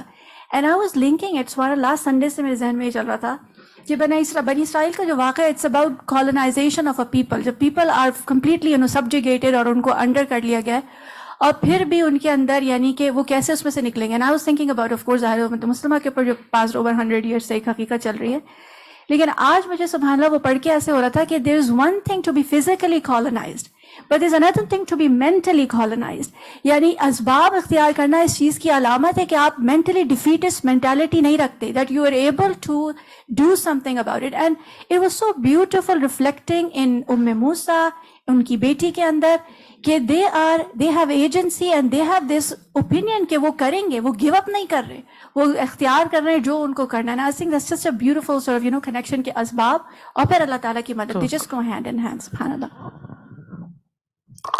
وقفات تدبریہ، معانی الکلمات، علی تکبر و طغا، تکبر کیا اور سرکشی کی، شیعاً طوائف متفرقتاً، مختلف گروہ، یعنی اس نے قوم کو مختلف گروپس میں بانٹ رکھا تھا، اتحاد نہیں رہنے دیا تھا ان کا۔ نمن نتفضل، فضل فرمائے، الیم النہر وہ نہر النیل، دریا نیل، قرۃ عین لی مصدر سرور لی، میری خوشی کا ذریعہ، سورس، فارغاً خالیاً من کل شیء، ہر چیز سے خالی، الا ہم موسیٰ علیہ السلام، سوائے موسیٰ علیہ السلام کی یعنی موسیٰ علیہ السلام کے غم اور فکر سے، لتبدی بہ فتصرح بانہ ابنہا، کہ وہ واضح کر دے کہ یا کھول دے اس راز کو کہ اس کا بیٹا ہے، ان جنب ان بعد، دور سے، یکفلونہ لکم، یقومون بتربیتہ و ارضاعہ، یعنی وہ اس کی تربیت اور اس کو دودھ پلانے کے ذمہ دار ہوں گے۔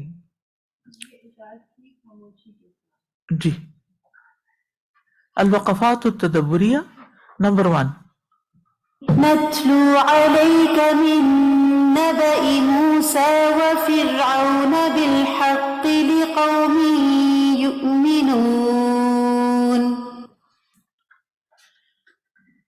فَإِلَيْهِمْ يُسَاقُ الْخِطَابُ، پس یہ خطاب ان مومنوں کی طرف چلایا گیا، یساق چلایا گیا، وَيُوَجَّهُ الْكَلَامُ اور کلام کا رخ بھی انہی کی طرف ہے، حَيْثُ إِنَّ مَعَهُمْ مِنَ الْإِيمَانِ مَا يُقْبِلُونَ بِهِ عَلَى تَدَبُّرِ ذَلِكَ، جیسا کہ کیونکہ ان کے پاس ایمان تھا جس کی وجہ سے وہ اس میں تدبر کرتے ہیں، وَتَلَقِّيهِ بِالْقُبُولِ اور اسے قبول کرتے ہیں، یعنی اس میں لقوم یؤمنون کیوں کہا گیا؟ کیونکہ ان کے پاس ایمان ہے جس کی وجہ سے وہ اس واقعے میں، اس قصے میں تدبر کریں گے اور اسے قبول کریں گے، مان جائیں گے۔ والاہتداء بمواقع العبر، اور عبرت کے مواقع پر وہ اس سے رہنمائی حاصل کرتے ہیں، یعنی اسی قسم کے حالات میں وہ اس واقعے سے سبق لیں گے۔ وَيَزْدَادُونَ إِيمَانًا وَيَقِينًا وَخَيْرًا إِلَى خَيْرِهِمْ، اور وہ ایمان، یقین اور ان میں جو خیر پہلے سے موجود تھی اس خیر میں مزید بڑھ جاتے ہیں۔ وَأَمَّا مَنْ عَدَاهُمْ، اور جو ان کے علاوہ ہیں، کن کے؟ ایمان والوں کے، ایمان والوں کے علاوہ ہیں، فَلَا يَسْتَفِيدُونَ مِنْهُ، وہ لوگ اس واقعے سے کوئی فائدہ نہیں اٹھائیں گے، إِلَّا إِقَامَةَ الْحُجَّةِ عَلَيْهِمْ، سوائے اس کے کہ ان پہ حجت قائم ہو جائے۔ وَصَانَهُ اللَّهُ عَنْهُمْ، اور اللہ تعالیٰ نے ان کو دور رکھا ہے۔ وَجَعَلَ بَيْنَهُمْ وَبَيْنَهُ حِجَابًا أَن يَفْقَهُوهُ، اور اپنے اور ان کے درمیان پردہ حائل کر دیا ہے جس کی وجہ سے وہ اس کو سمجھنے سے عاری ہیں، سمجھ نہیں سکتے۔ اللہ تعالیٰ اس سے بچائے کہ ہم قرآن سمجھنے کے قابل نہ رہیں۔ استغفر اللہ۔ یعنی جتنا جتنا انسان کا ایمان مضبوط ہوتا ہے نا، بڑھتا ہے، اتنا اتنا قرآن کے ساتھ تعلق گہرا ہوتا چلا جاتا ہے، اور جتنی جتنی ایمان کی کمزوری واقع ہوتی جاتی ہے، قرآن سے دوری واقع ہوتی جاتی ہے۔ السؤال، لماذا خصت القصة بالقوم المؤمنین، اس واقعے کو مومنوں کے ساتھ کیوں خاص کیا گیا ہے؟ کیونکہ وہی اس سے فائدہ اٹھائیں گے۔ جی، نمبر 2، إن فرعون علا في الأرض وجعل أهلها شيعا يستضعف طائفة۔ وصورت عظمت فرعون فی الدنیا بقولہ علا فی الارض، اللہ تعالیٰ کے اس فرمان علا فی الارض کے ساتھ دنیا میں فرعون کی بڑائی کا نقشہ بیان کیا گیا، یعنی دنیا کے شروع سے لے کے اب تک جتنے بھی لوگ آئے ہیں ان میں فرعون سب سے زیادہ متکبر تھا اور سرکش تھا۔ لتکون العبرۃ بہلاکہ بعد ذلک العلو اکبر العبر، تاکہ اس سرکشی اور غلبے کے بعد اس کی تباہی عبرتوں میں سب سے بڑی عبرت بن جائے۔ یعنی ایک طرف انسان دیکھتا ہے کہ اتنی ترقی یافتہ قوم اور اتنا بڑا اور یہ سب کچھ، کیونکہ اب تو ان کی جو لینگویج ہے اس کو بھی ڈی صفر کر لیا گیا ہے نا، یعنی کہ پڑھی جاتی ہے۔ ایک پتھر میں نے دیکھا تھا جس پر 3 لینگویجز لکھی ہوئی تھی، اوپر ان کی فرعونیوں کی، قبطی ان کو کہتے ہیں، قبطی قوم تھی، قبطیوں کی، اور پھر اس کے بعد گریک کی، اور اسی طرح ایک اور۔ تو جب سائنٹسٹ جو تھے وہ یہ دوسری زبانیں پڑھنے کے قابل ہوئے، نیچے والی 2 جیسے گریک لینگویج وغیرہ، تو اس سے انہوں نے اس کو بھی ٹرانسلیٹ کر لیا کہ یہ کیا لکھا ہوا ہے اور ان کی زبان کیا ہے، اور پھر اس کے بعد جتنی بھی ان کی زبان میں لکھے ہوئے کتبے اور چیزیں ملی، اس سے ان کی مزید تاریخ پتہ چلی۔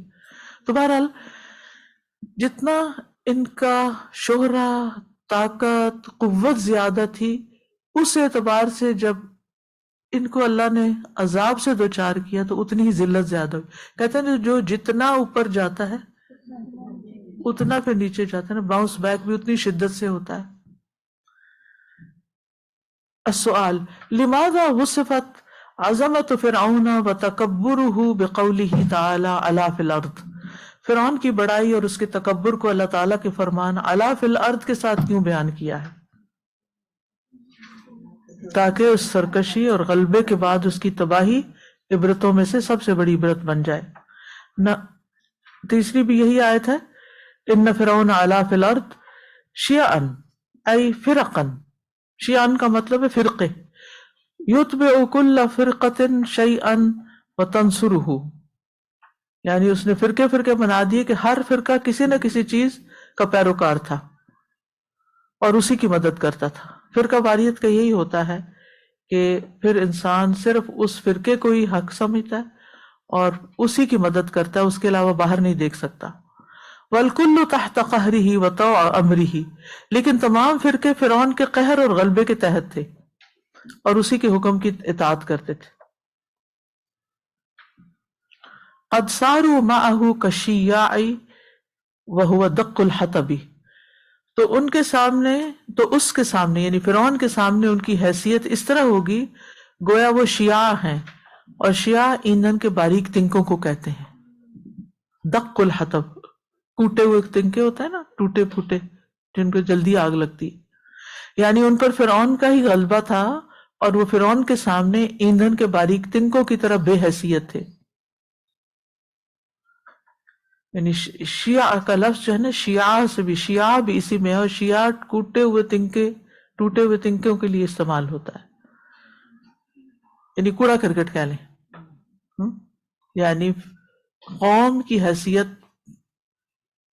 جو حکمران طبقہ تھا اس کے سامنے کوڑا کرکٹ تھی.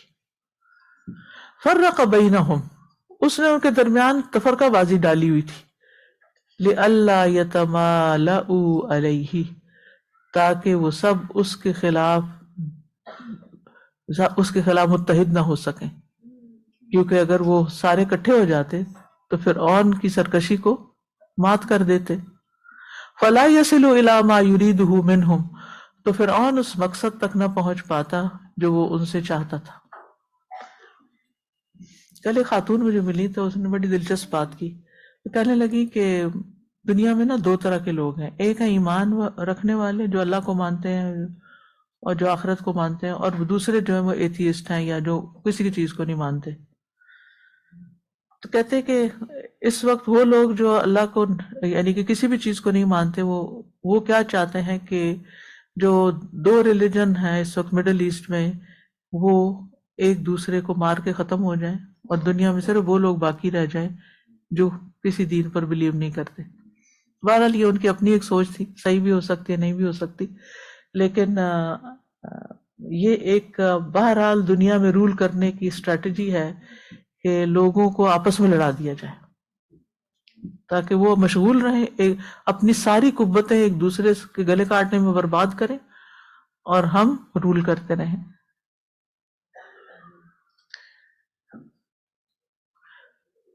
فافترقت کلمتہم، تو ان کا کلمہ جدا جدا ہو گیا، ہر ایک کے اپنے نعرے تھے.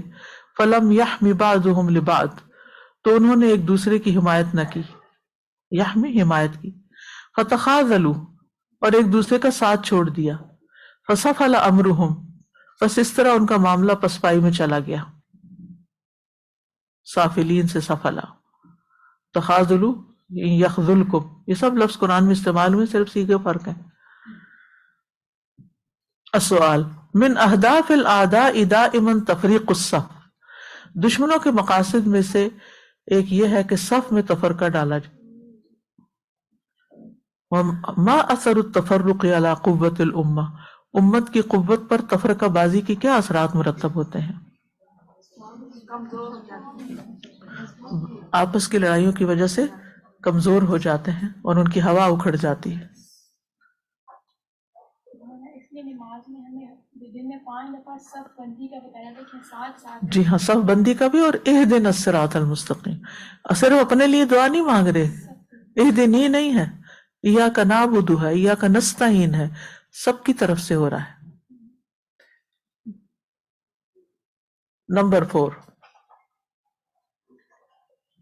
يستضعف طائفة منهم يذبح أبناءهم ويستحيي نساءهم إنه كان من المفسدين. وذلك لأن الكهنة قالوا له، اس کی وجہ یہ تھی کہ اس کو کاہنوں نے بتایا تھا، ان مولودا یولد فی بنی اسرائیل، کہ ایک بچہ بنی اسرائیل میں پیدا ہوگا، یذہب ملکک علی یدیہ، اس کے ہاتھوں سے تمہاری بادشاہت چلی جائے گی، او قال المنجمون لہ ذلک، یا نجومیوں نے اس سے یہ کہا تھا، او رآ رؤیا فعبرت کذالک، یا اس نے کوئی خواب دیکھا تھا تو اس خواب کی تعبیر اس طرح کی گئی. یعنی یہ تینوں احتمالات پائے جاتے ہیں، یعنی کاہن یا نجومی یا پھر خواب. قال الزجاج، زجاج کہتے ہیں العجب من حمقہ، اس کی حماقت سے تعجب ہے، لم یدری ان الکاہن ان صدق فالقتل لا ینفع، وہ یہ نہیں جان سکا، لم یدری نہ پہچان سکا کہ اگر کاہن نے سچ کہا ہے تو بچوں کے قتل کرنے کا کوئی فائدہ نہیں، وہ تو ختم ہونا ہی ہے پھر. وَإِن كَذَبَ فَلَا مَعْنَى لِلْقَتْلِ، اور اگر اس نے جھوٹ بولا کاہن نے تو قتل کا کوئی مطلب و مقصد ہی نہیں. السؤال بین ما بلغہ حمق فرعون، بیان کرے کہ فرعون کی حماقت کہاں تک پہنچی ہوئی تھی کہ وہ کاہن کی بات سے حقیقت نہ سمجھ سکا.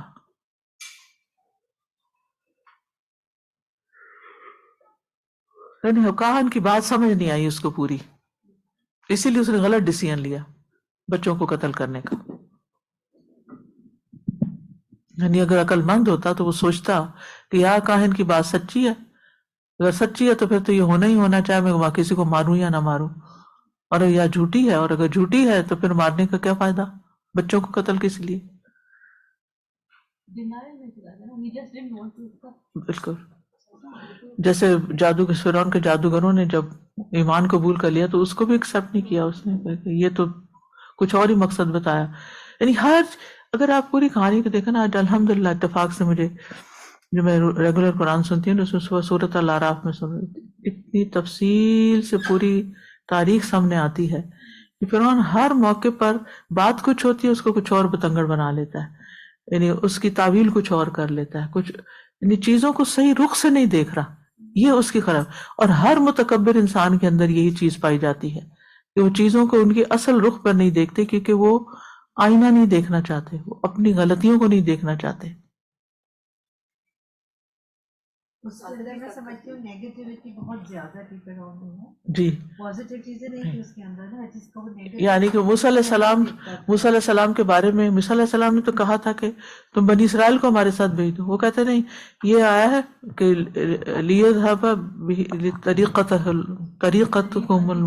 طریقتکم المثلی، یہ فرعون یہ موسیٰ تو اس لیے آیا ہے تاکہ تمہارے مثالی طریقے زندگی لائف سٹائل کو ختم کر دے، حالانکہ انہوں نے تو لائف سٹائل کی بات ہی نہیں کی تھی.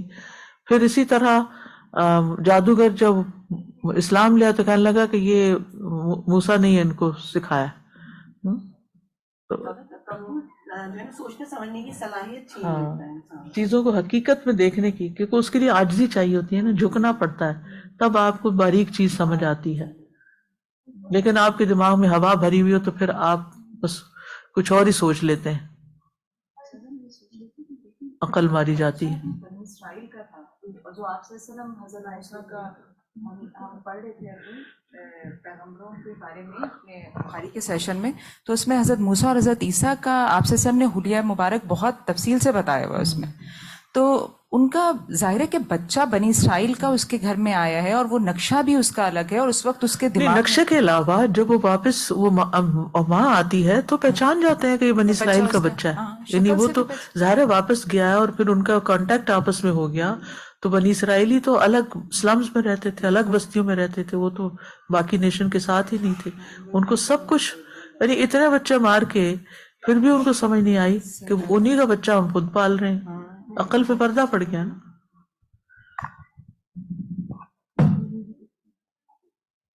جی ساجی میں سوچ رہی تھی کہ اس کی عقل واقعی کس طرح ماری گئی تھی کہ اپنے آپ کو خدا بھی منوا رہا ہے اور نہ حاضر کو جانتا ہے نہ غیب کو جانتا ہے. یعنی اگر وہ خدا ہوتا اور غیب کو جانتا ہوتا تو اس کو پتہ ہی ہوتا، وہ کسی کاہن کی بات پہ بھی ٹرسٹ نہیں کرتا، اس کو پتہ ہوتا کہ ایسا نہیں ہوگا یا ہوگا. اور حاضر کو بھی نہیں جانتا تھا کہ اس کے گھر میں اپنے جو ہے وہ نبی پل رہے تھے اور خود جو اس کی حکومت کو ختم کرنے والے تھے، اور وہ بھی نہیں دیکھ سکا. وہ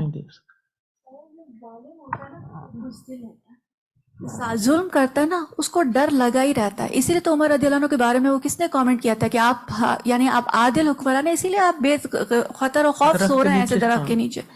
وہ ہے. نمبر 5. وأوحينا إلى أم موسى أن أرضعيه فإذا خفت عليه فألقيه في اليم ولا تخافي ولا تحزني إنا رادوه إليك وجاعلوه من المرسلين. بین انہ یلہم المؤمنین الایمان وما ینفعہم. بس اللہ نے بیان کیا کہ وہ مومنوں کے دلوں میں ایمان اور وہ چیز الہام کرتا ہے جو انہیں فائدہ دیتی ہے. وذالک ایحاء الیہم وان لم یکونوا انبیاء. اسی لیے ام موسیٰ کی طرف الہام کیا گیا تھا اگرچہ وہ انبیاء میں سے نہیں تھی. السؤال بینت الآیت الکریمۃ فضل اللہ تعالی علی المؤمنین بین ذالک. اس آیت کریمہ نے مومنوں پر اللہ تعالیٰ کے فضل کو بیان کیا ہے، اس کی وضاحت کریں. کہ اچھے کاموں کا الہام دل میں ڈالتا ہے. بالکل. نمبر 6. وأوحينا إلى أم موسى أن أرضعيه فإذا خفت عليه فألقيه في اليم ولا تخافي ولا تحزني إنا رادوه إليك وجاعلوه من المرسلين. فالتقطه آل فرعون ليكون لهم عدوا وحزنا إن فرعون وهامان وجنودهما كانوا خاطئين.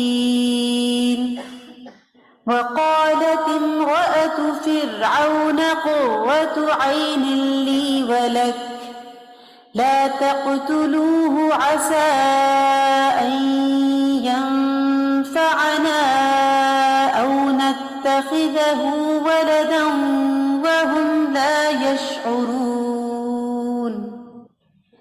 وأصبح فؤاد أم موسى فارغا إن كادت لتبدي به لولا أن ربطنا على قلبها لتكون من المؤمنين.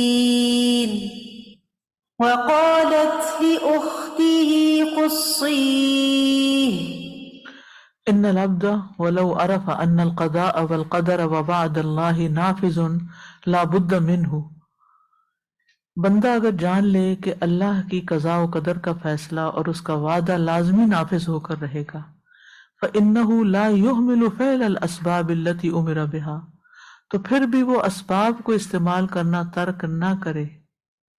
ٹھیک ہے، یعنی اسباب پھر بھی استعمال کر. جب اللہ تعالیٰ نے موسیٰ علیہ السلام کی والدہ سے وعدہ کر لیا کہ ہم واپس لائیں گے، تو پھر وہ آرام سے بیٹھ جاتی ہے، آ جائے گا ایک دن تو آ ہی جائے گا. پھر بھی اسباب اختیار کیے. وَلَا يَكُونُ ذَلِكَ مُنَافِيًا لِإِيمَانِهِ بِخَبَرِ اللَّهِ، کیونکہ یہ چیز اللہ کی دی ہوئی خبر پر ایمان لانے کے منافی نہیں ہے. یعنی یہ نہیں تھا کہ ان کو اللہ کے وعدے پہ یقین نہیں تھا اس لیے انہوں نے ایسا کیا کہ بیٹی کو پیچھے بھیج دیا. اسباب اختیار کی، یعنی مومن کو یقین ہوتا ہے کہ یہ کام ہو جائے گا اللہ کے اذن سے، اور اس کے لیے وہ پھر دعا مانگ کے بیٹھ نہیں جاتا بلکہ اسباب اختیار کرتا ہے. فَإِنَّ اللَّهَ قَدْ وَعَدَ أُمَّ مُوسَىٰ أَن يَرُدَّهُ عَلَيْهَا، بس اللہ تعالیٰ نے ام موسیٰ سے وعدہ کیا تھا کہ وہ ان کے بیٹے کو ان کو واپس لوٹا دے گا. وَمَا ذَلِكَ اجْتَهَدَتْ فِي رَدِّهِ، اور اس کے ساتھ ساتھ وہ اپنے بیٹے کو واپس لوٹانے کی پوری کوشش کرتی رہی. وَأَرْسَلَتْ أُخْتَهُ لِتَقُصَّهُ وَتَطْلُبَهُ، اور ان کی بہن کو بھیجا تاکہ وہ اس کے پیچھے پیچھے چلے اور دیکھے کہ وہ کہاں جاتا ہے. السؤال ارسال ام موسیٰ اختہ لتنظر ماذا حصل فی امرہ هل ينافي الایمان بوعد اللہ سبحانہ وتعالی، موسیٰ علیہ السلام کی والدہ کا موسیٰ علیہ السلام کی بہن کو اس لیے بھیجنا تاکہ وہ دیکھے کہ موسیٰ کے ساتھ کیا معاملہ پیش آتا ہے، تو کیا یہ اللہ تعالیٰ کے وعدے پر ایمان لانے کے مخالف ہے؟ نہیں، اسباب اختیار کرنا ہے۔ نمبر 7 یہ ہو چکی آیت، وَإِنَّمَا أَمَرَ اللَّهُ بِإِرْضَائِهِ لِتَقْوَى وَإِنَّمَا أَمَرَ اللَّهُ بِإِرْضَائِهِ، اللہ تعالیٰ نے موسیٰ علیہ السلام کی والدہ کو دودھ پلانے کا حکم اس لیے دیا، لِتَقْوَى بُنْيَتَهُ بِلُبَانِ أُمِّهِ، تاکہ ماں کا دودھ پینے کی وجہ سے ان کی جسمانی بناوٹ مضبوط ہو جائے، اس وجہ سے کہا کہ ارضعیہ۔ فَإِنَّهُ أَسْعَدُ بِالطِّفْلِ فِي أَوَّلِ عُمُرِهِ مِنْ لِبَانِ غَيْرِهَا، کیونکہ عمر کے پہلے حصے میں بچے کے لیے کسی اور کے دودھ کی نسبت ماں کا دودھ سب سے زیادہ فائدہ مند ہوتا ہے۔ وَلِيَكُونَ لَهُ مِنَ الرَّضَاعَةِ الْأَخِيرَةِ، اور تاکہ موسیٰ علیہ السلام کو دریا میں ڈالے جانے سے پہلے آخری بار دودھ پلائے، یعنی پیٹ بھر دے اس کا، آگے دیکھیں کب پیتا ہے پھر، قبل القائہ فی الیم، اس سے پہلے کہ ان کو دریا میں ڈالیں۔ قوت یشد بنیتہ فیما بین قذفہ فی الیم وبین التقاط آل فرعون ایاہ وایصالہ الی بیت فرعون، تاکہ وہ ان کے لیے ایسی غذا بن جائے جو ان کے جسم کو ایک مدت تک کے لیے مضبوط کر دے۔ جیسے آپ نے کہیں دور جانا ہو یا کچھ تو آپ اچھا سا ناشتہ کر کے نکلتے ہیں تاکہ راستے میں بھوک نہ لگ جائے، تو ان کے جسم کو اس مدت کے لیے مضبوط کر دے جس مدت کے درمیان وہ دریا میں ڈالے جائیں گے اور فرعون کے لوگ انہیں اٹھا کر فرعون کے گھر تک پہنچائیں گے، یعنی اس ٹائم کا انہوں نے بندوبست کیا تھا دودھ پلا کر۔ السؤال لماذا امرت ام موسیٰ بارضاعہ قبل القائہ فی البحر، ام موسیٰ کو موسیٰ علیہ السلام کے دریا میں ڈالے جانے سے پہلے دودھ پلانے کا حکم کیوں دیا گیا؟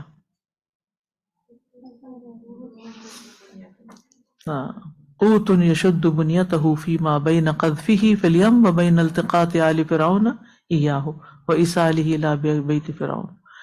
نمبر 8 وقالت امرأة فرعون قرة عين لي ولك لا تقتلوه عسى أن ينفعنا أو نتخذه ولدا وهم لا يشعرون۔ وجود الصالحین من بین المفسدین یخفف من لأواء فساد المفسدین، نیک لوگوں کا فساد کرنے والوں کے درمیان موجود ہونا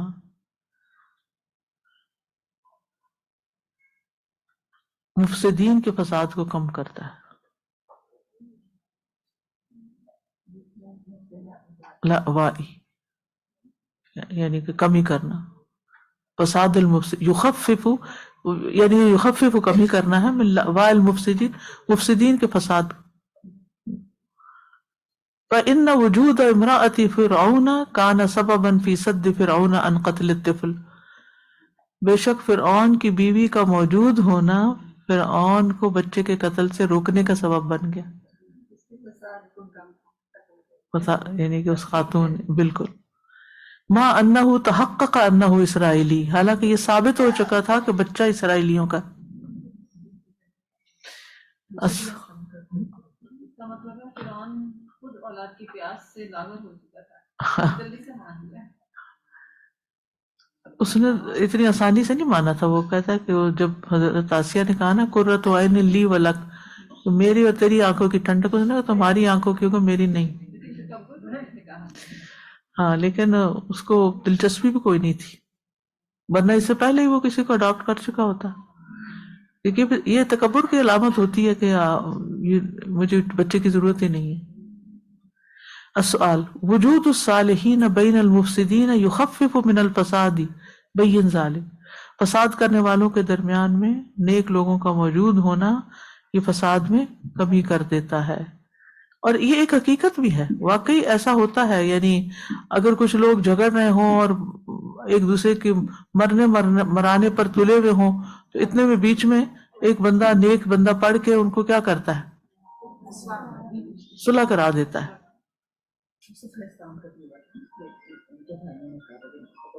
ہاں تو ایک بھائی نے کہا کہ لا تقتلوہ، یوسف علیہ السلام کو. تو ان کی زندگی کا ذریعہ بھی ایک بھائی بن گیا جو دوسروں کے نسبت نیک تھا. تو کسی بھی گھرانے میں، کسی خاندان میں ایسے لوگ جب ہوتے ہیں تو اس میں بھی آپ دیکھیں کہ کتنا فرق پڑ جاتا ہے. اس گھرانے کے اندر بہت سی خیر و برکت آ جاتی ہے، بہت سی لڑائیاں فساد اور جھگڑے ختم ہو جاتے ہیں. جسے کہتے ہیں نا اچھی مت دینا.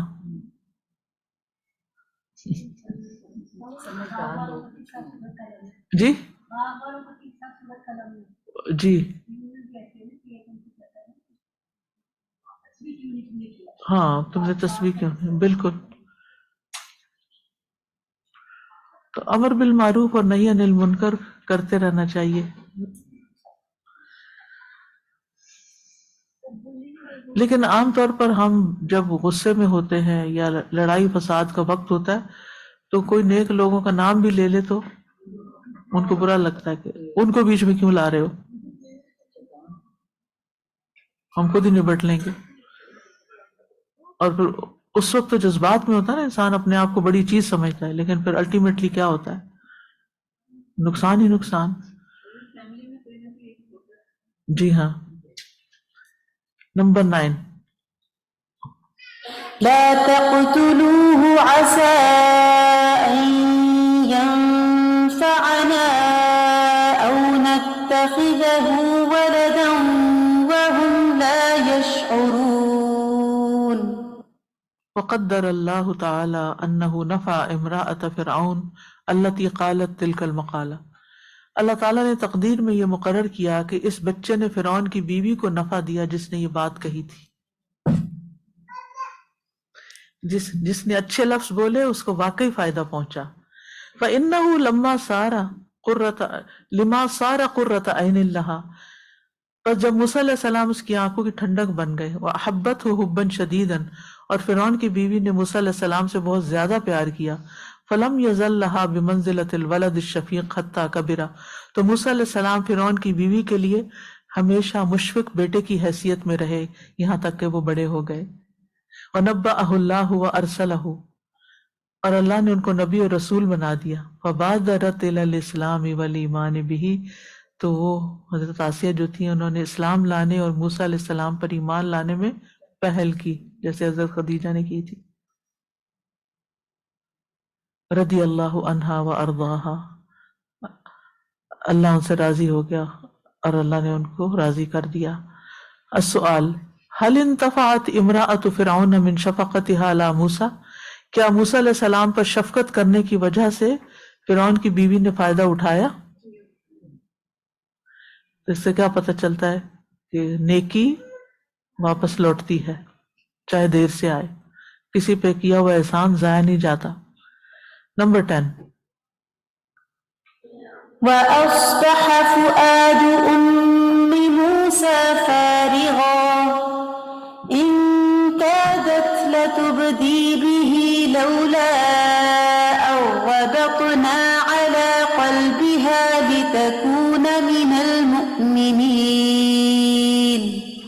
فإن العبد إذا أصابته مصیبۃ فصبر وثبت ازداد بذلك ایمانہ، بس جب بندے کو مصیبت پہنچے وہ صبر کرے اور ثابت قدم رہے تو اس سے اس کا ایمان بڑھ جاتا ہے. وَدَلَّ ذَلِكَ عَلَىٰ أَنَّ اسْتِمْرَارَ الْجَزَعِ مَعَ الْعَبْدِ دَلِيلٌ عَلَىٰ ضَعْفِ إِيمَانِهِ، اور یہ اس بات پر بھی دلالت کرتا ہے کہ انسان کا مسلسل بے صبری کرنا اس کے ایمان کے کمزور ہونے کی دلیل ہے. استغفر اللہ. بے صبرا پن ایمان کی کمزوری کی دلیل ہے. تو صبر کرنے کے لیے پھر کس چیز کو بڑھانا ہوگا؟ ایمان کو بڑھانا ہوگا. جیسے کچھ بچے ہوتے ہیں نا بار بار بیمار ہو جاتے ہیں تو ڈاکٹر کیا کہتے ہیں؟ ان کی امیونٹی، امیونٹی، جسمانی بیماریوں سے بچنے کے لیے امیونٹی چاہیے اور روحانی کے لیے ایمان چاہیے. السؤال ما علاقۃ الجزع بزیادت الایمان و نقصانی، بے صبری کا ایمان کے بڑھنے اور اس کے کم ہونے سے کیا تعلق ہے؟ ایمان زیادہ ہوتا ہے تو صبر بھی زیادہ ہوتا ہے. نیکسٹ آیت پڑھی جا چکی ہے. قیل فارغا من کل شیء الا من ذکر موسیٰ، ابن تیمیہ نے کہا ایک قول ہے کہ موسیٰ علیہ السلام کی والدہ کا دل ہر چیز سے خالی ہو گیا تھا سوائے موسیٰ علیہ السلام کو یاد کرنے کے. السؤال حب الام لاولادها عظیم، ماں کی اپنی اولاد کے لیے محبت بڑی عظیم ہوتی ہے. بین ذالک من خلال الآیہ، اس آیت کی روشنی میں بیان کریں. ہر چیز سے بے نیاز ہو کے صرف بچے کے بارے میں سوچ رہی. العمل بالآیات. نمبر 1 وجہ رسالۃ الی اسرۃ ظلم احد افرادها وبشرهم بهذه الآیہ، آپ اس خاندان کو ایک پیغام بھیجیں جن کے کسی ایک فرد پر ظلم کیا گیا ہو اور ان کو اس آیت کے ساتھ خوشخبری دے دیں. ولا تخافی ولا تحزنی انا رادوہ الیک وجاعلوہ من المرسلین. نمبر 2 صلی اللہ تعالی ان یجعل زوجتک وذریتک قرۃ عین لک، اللہ تعالیٰ سے سوال کریں کہ اللہ آپ کی بیوی اور آپ کی اولاد کو آپ کی آنکھوں کی ٹھنڈک بنا دے. وقالت امرأة فرعون قرۃ عین لی ولک لا تقتلوہ عسى ان ينفعنا او نتخذہ ولدا. نمبر 3 ادعو اللہ تعالی ان یربط علی قلبک، آپ اللہ تعالیٰ سے دعا کریں کہ اللہ آپ کے دل کو مضبوط کر دے. یعنی جب دل قابو میں نہ آ رہا ہو تو کیا کرنا چاہیے؟ اللہ سے دعا کرنی چاہیے کہ اللہ میرے دل کو تھام لے. وَيُثَبِّتَكَ فِي السَّرَّاءِ وَالضَّرَّاءِ، اور آپ کو خوشحالی اور تنگی میں ثابت قدم رکھے. لولا ان ربطنا على قلبها لتكون من المؤمنين. التوجیحات. نمبر 1 من سنن اللہ سبحانہ ان يهلك الظالمین اذا تعالوا علی المصلحین، اللہ سبحانہ وتعالیٰ کی سنتوں میں سے ایک سنت یہ ہے کہ اللہ ظالموں کو تباہ کر دیتا ہے جب وہ اصلاح کرنے والوں پر ظلم و زیادتی کریں. او فرقوا کلمتہم، یا ان کے اتحاد کو پارا پارا کریں.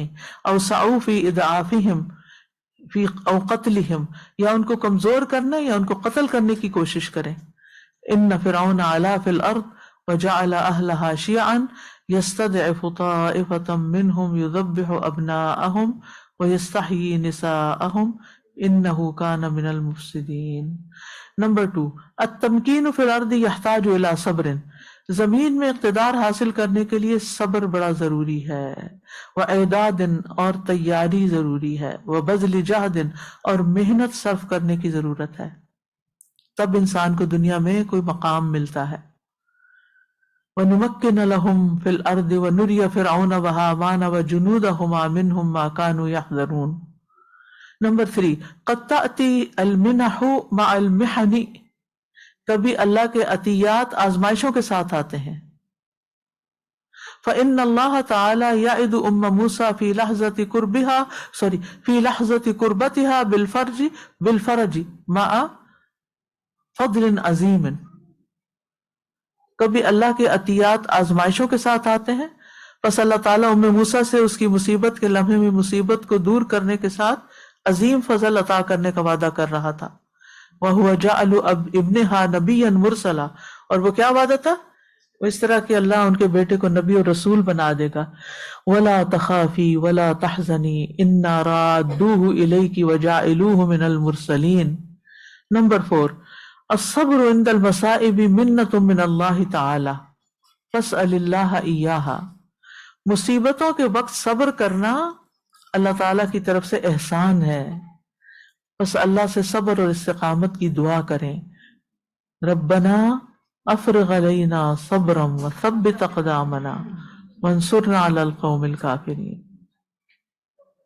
لولا ان ربطنا علی قلبها لتکون من المؤمنین، اگر ہم اس کا دل نہ تھامتے تاکہ وہ مومنوں میں سے ہو جائیں.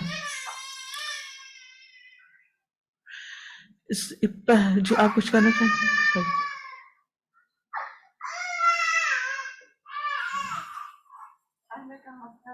بولیے. ہاں جی بالکل. جب وہ اذ قاموا فقالوا ربنا رب السماوات والارض، تو اس وقت اللہ تعالیٰ نے فربطنا علی قلوبہم اذ قالوا ربنا. سازا جی مجھے خیال آ رہا تھا کہ یہ جو بات ہے نا اِنَّا رَادُّوهُ إِلَيْكِ وَجَاعِلُوهُ مِنَ الْمُرْسَلِينَ، اللہ سبحانہ تعالیٰ نے ایک وقت میں 2 وعدے کیے، اور ایک وعدہ تو شاید ایسے لگ رہا ہے چند گھنٹوں میں ہی پورا ہو گیا ہے، اور اب دوسرے وعدے کے لیے ایک لائف ٹائم گزرے گا، کتنے ڈیکیڈز گزریں گے. تو اللہ تعالیٰ کے وعدے ہر ایک کی زندگی میں ڈفرینٹ طرح سے ڈفرینٹ وقت میں انفولڈ ہونے ہوتے ہیں، اور انسان کو یہ یاد رکھنا چاہیے کہ ٹھیک ہے آپ کے سامنے کسی اور کی کوئی دعا کوئی چیز ایسی قبول ہوگی، صحیح ہو گیا، اور آپ کی نہیں ہوئی تو ہولڈ آن ٹو اٹ، اللہ تعالیٰ کی اپنی ٹائمنگ ہے. بالکل. یہاں جو بات میں تھوڑا سا 2-4 منٹ اوپر لوں گی، یہ کیونکہ پھر یہ ٹاپک آگے چینج ہو جائے گا. بنیادی طور پر بہت سے سبق ہیں بے شمار اس میں سیکھنے کے لیے، لیکن جو مین تھیم ہے وہ یہ کہ اللہ سبحانہ تعالیٰ کس طرح سرکشوں کو زوال دیتا ہے اور کس طرح مظلوموں کی مدد کرتا ہے. اور یہ جو سرکشی اور تکبر ہے یہ اللہ تعالیٰ کی ناپسندیدہ صفات میں سے ہے، کہ اگر کسی کے دل میں رائی کے دانے برابر بھی تکبر ہوگا نا تو جنت میں نہیں جا سکے گا. اچھا یہ سوچ کے ہم کہتے ہیں الحمدللہ ہمارے اندر کوئی تکبر نہیں، ہم تو بڑے عاجز بندے، کہنے کو ہم سب کہتے ہیں، لیکن کچھ سوال میں آپ سے کروں گی جن کی روشنی میں آپ اپنے جواب خود دیجئے اور اپنا جائزہ لیجئے، اپنا محاسبہ کیجئے کہ آپ کے اندر تکبر ہے یا نہیں. مثلا آپ اپنی کسی رشتہ دار سے ملتی ہیں اور کسی دعوت میں ملتی ہیں، اس کا لباس بہت اچھا ہے، آپ کا دل چاہتا ہے کہ آپ اس کی تعریف کریں لیکن رک جاتی ہیں، کیوں؟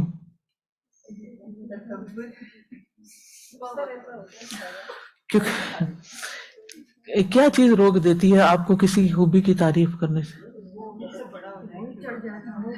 ہمیں یہ ہوتا ہے یہ سر چڑھ جائے گا، مطلب یہ کہ یہ مجھ سے پھر بڑا ہو جائے گا، ٹھیک ہے نا؟ تو ایسے موقعوں پر اپنے آپ کو روکنا نہیں، ٹھیک ہے؟ اچھا اسی طرح اگر کسی کا کھانا بہت اچھا بنا ہوا ہے، کسی نے آپ کے گھر کھانا بھیج دیا نا، آپ کے ہسبینڈ بہت تعریف کرتے ہیں کہ بہت ہی اچھا پکا ہوا ہے، پھر آپ کو کیسا لگتا ہے؟ جیلسی. اور جیلسی کی بنیاد کیا ہوتی ہے؟ ہاں اگر اس وقت یہ کہہ دیجیے ہاں الحمدللہ بہت اچھا پکاتی ہیں تو کیا ہو جائے گا؟ سوچا نہیں سا کیا ہو جائے گا؟ کسی کی تعریف کرنے سے کیا ہو جائے گا؟ جو آپ کا مقام ہے نا وہ آپ کا ہے، جو کسی کا ہے وہ کسی کا ہے. وَاسْأَلُ اللَّهَ مِنْ فَضْلِهِ، اللہ سے اس کا فضل مانگنا چاہیے. لوگوں کو جو مقام ملا ہوا کسی بھی ان کی خوبی کی وجہ سے اس کو چھیننے کی کوشش نہیں کرنی چاہیے، یا ان کو لیٹ ڈاؤن کرنے کی، یا ان کو ذلیل کرنے کی، یا ان کی اس وقت غیبت ہم شروع کر دیتے ہیں. ہاں کھانے تو بہت اچھے پکاتی ہیں لیکن یعنی کوئی اور برائی شروع کر دی، لیکن گھر گندا رکھتی ہیں، سلیقہ کچھ نہیں.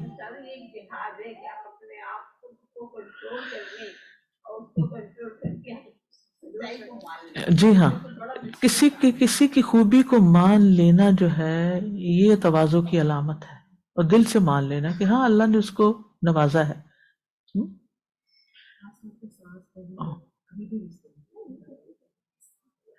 جی اسی طرح مثلا کسی کا کامنٹ ہے، ریفلیکشن ہے، اس نے آپ کو امیز کیا، اس کی لرننگ میں مدد دی، یا کسی نے اس کو سراہا، تو آپ سوچتے ہی رہ گئے کہ میں بھی سراہوں کہ نہ سراہوں.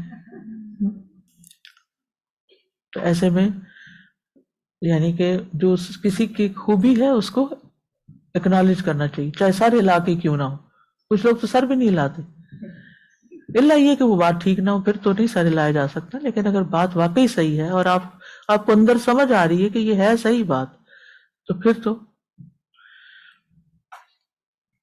اسی طرح بعض اوقات کوئی پروجیکٹ بن رہا ہوتا ہے، کوئی پلاننگ ہو رہی ہوتی ہے، تو آپ کے ذہن میں کسی کا نام آتا ہے کہ یہ شخص اس کے لیے بڑا سوٹیبل رہے گا، آپ کیوں نہیں نام بتاتے کہ پھر میرا کیا بنے گا، میں نیچے ہو جاؤں گا وہ آ گیا تو.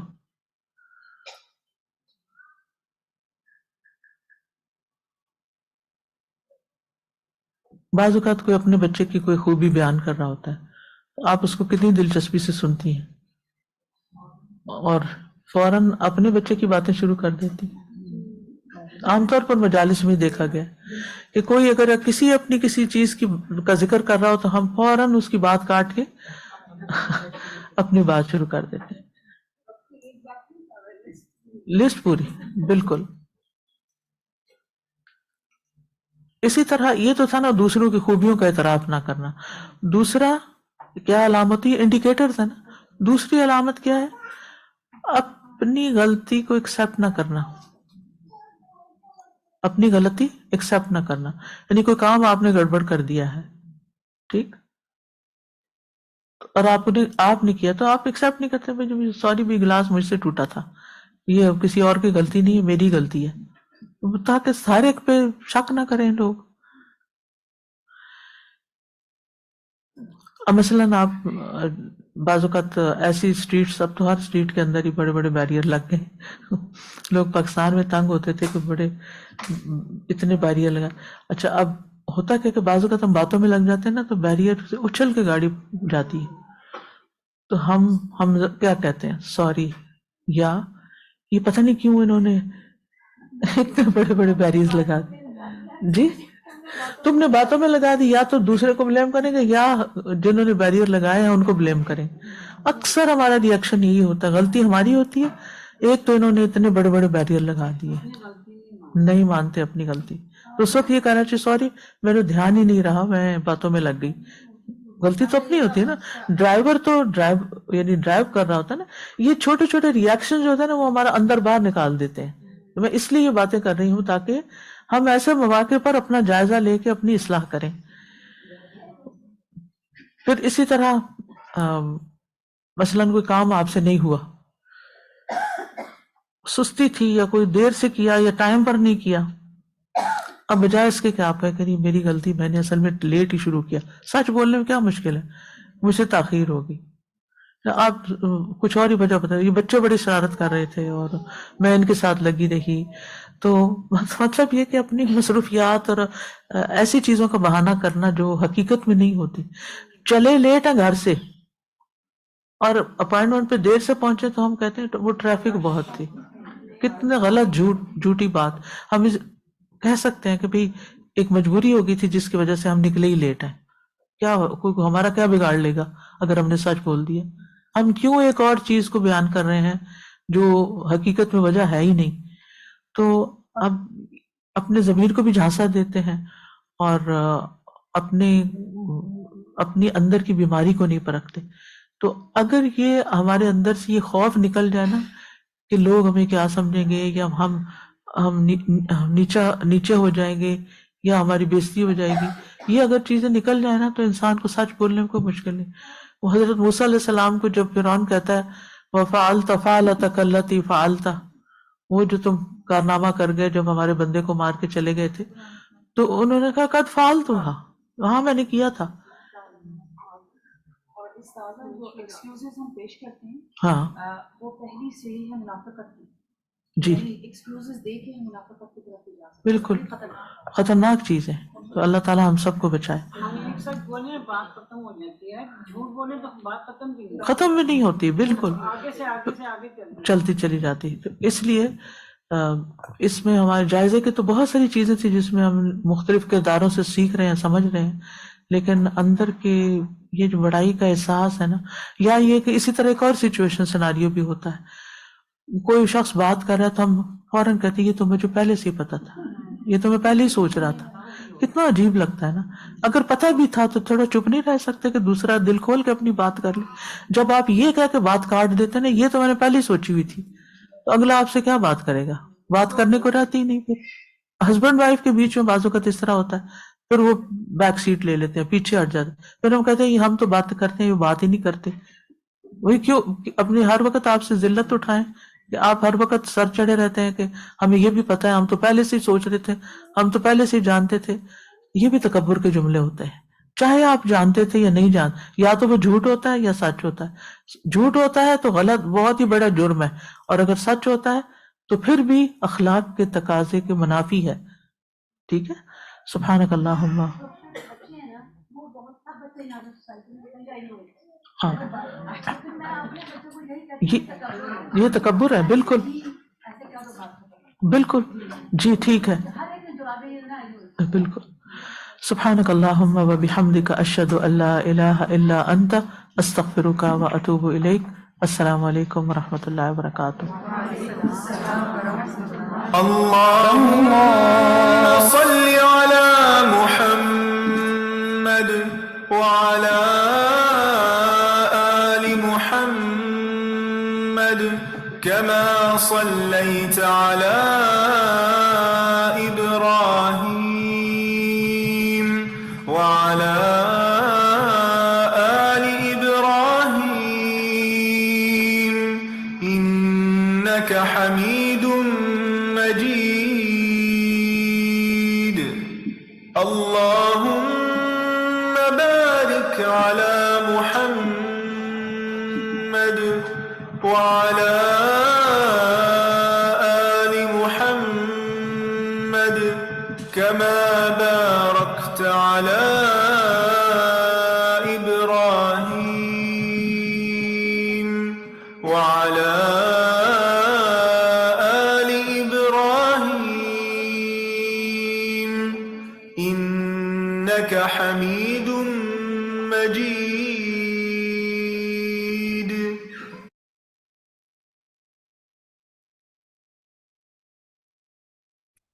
اعوذ باللہ من الشیطان الرجیم. بسم اللہ الرحمن الرحیم. السلام علیکم ورحمۃ اللہ وبرکاتہ.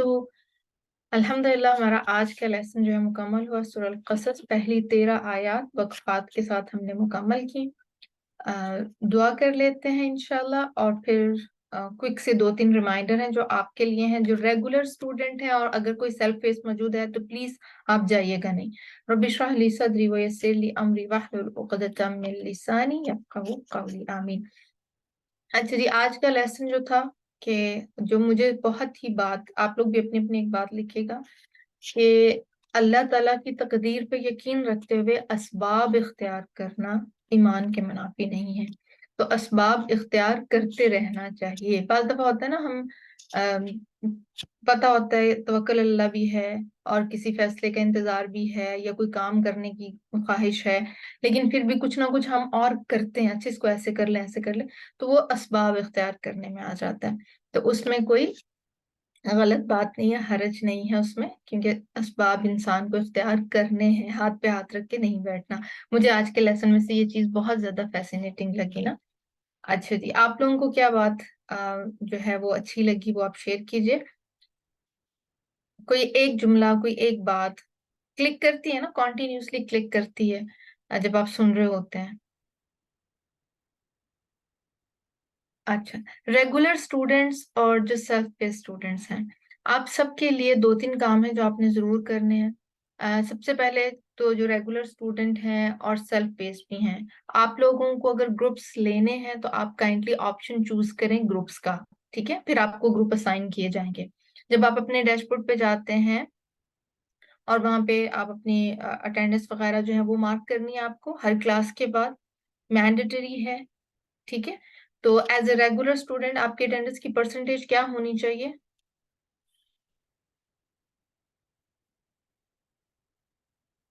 جی گروپ آپ کو چاہیے تو آپ وہاں سے 90 اینڈ ابو، تو آپ اپنے ڈیش بورڈ پہ جا کے گروپ کا آپشن چوز کریں. دوسرے، ہر کورس جس دن آپ کا شروع ہوتا ہے تو ساتھ ہی آپ کو ایک پلیج فارم آپ کے ڈیش بورڈ پہ آتا ہے، اس پلیج فارم کو آپ نے ضرور فل کرنا ہے. ٹھیک ہے، آپ لوگوں کو پتا ہوگا کہ 5 نمبر آپ کے پلیج فارم کے ہوتے ہیں، تو اپنا پلیج فل کیجئے.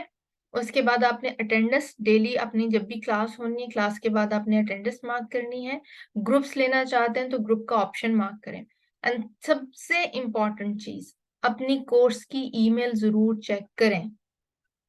ٹھیک ہے جی، 2 آپشنز ہیں، گروپس اور نو گروپ. آپ لینا چاہتے ہیں تو اس کو چوز کر لیں. ٹھیک ہے، اور اگر نہیں لینا چاہتے تو بھی چوز کریں تاکہ ہمیں کلیئرٹی رہے کہ آپ نے سلیکٹ کیا ہے کہ آپ گروپ کا آپشن نہیں چاہتے.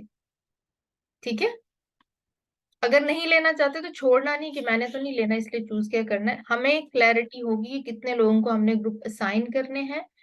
یہ بالکل ایسے ہے جیسے آپ گھر میں کھانا لگانے لگے اور ہر ایک سے پوچھتے ہیں نا، کھانا کھاؤ گے، کھانا کھاؤ گے. ऐसे ही होता है ना, जो जिसके बारे में नहीं पता होता फिर आप सोचते रहते हैं उसका खाना, उसकी रोटी बनाऊं नहीं बनाऊं, क्या करूं उसके लिए, ये कश्मकश रहती है ना। तो जब आप ग्रुप सेलेक्ट नहीं करेंगे तो हम इसी कश्मकश में होंगे, आपने लेना या नहीं लेना। अच्छा, तीसरी बात आपको मैंने कहा कि आपने अपनी ईमेल जरूर चेक करनी है। उसमें आप लोगों का लिंक सेंड किया गया है बुक्स बाय करने का, तदब्बुर जुज़ 21 एंड तदब्बुर जुज़ 20, ठीक है।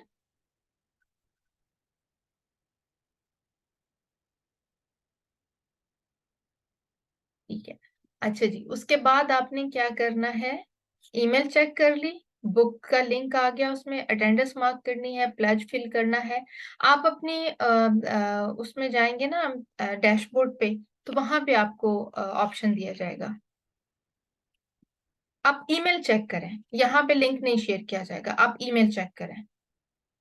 मैं आपसे यही दरख्वास्त कर रही हूँ कि ईमेल चेक करें, क्योंकि कोर्स की मोस्ट इम्पॉर्टेंट एग्जैक्टली ना, ये ऑप्शन तो फिर स्टूडेंट्स के लिए है, ये रेगुलर स्टूडेंट्स के लिए ऑप्शन है, ताकि वो अपने पर्क्स एंड प्रिविलेजेस को एंजॉय कर सकें।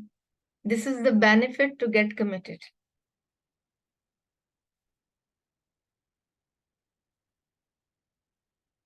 जी ओके,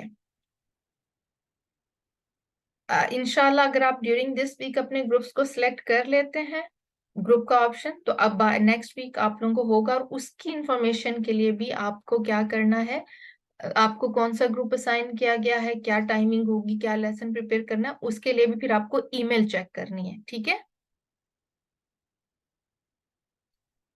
सारे पॉइंट्स क्लियर हो गए ना जी? आप चेक कर सकती हैं ऑनलाइन बुक स्टोर पे। चलिए ठीक है, कोई क्वेश्चन आप लोगों का?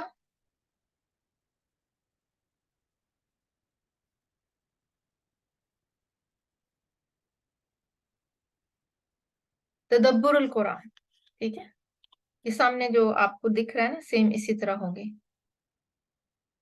तो फिर आप ऑप्शन चूज कर लें कि नो ग्रुप ऑप्शन, फिर आप वो वाला ऑप्शन चूज करें कि no group, yes I want to take group, no I am not, I don't want to take group, ये वाला ऑप्शन चूज कर लें, सिंपल।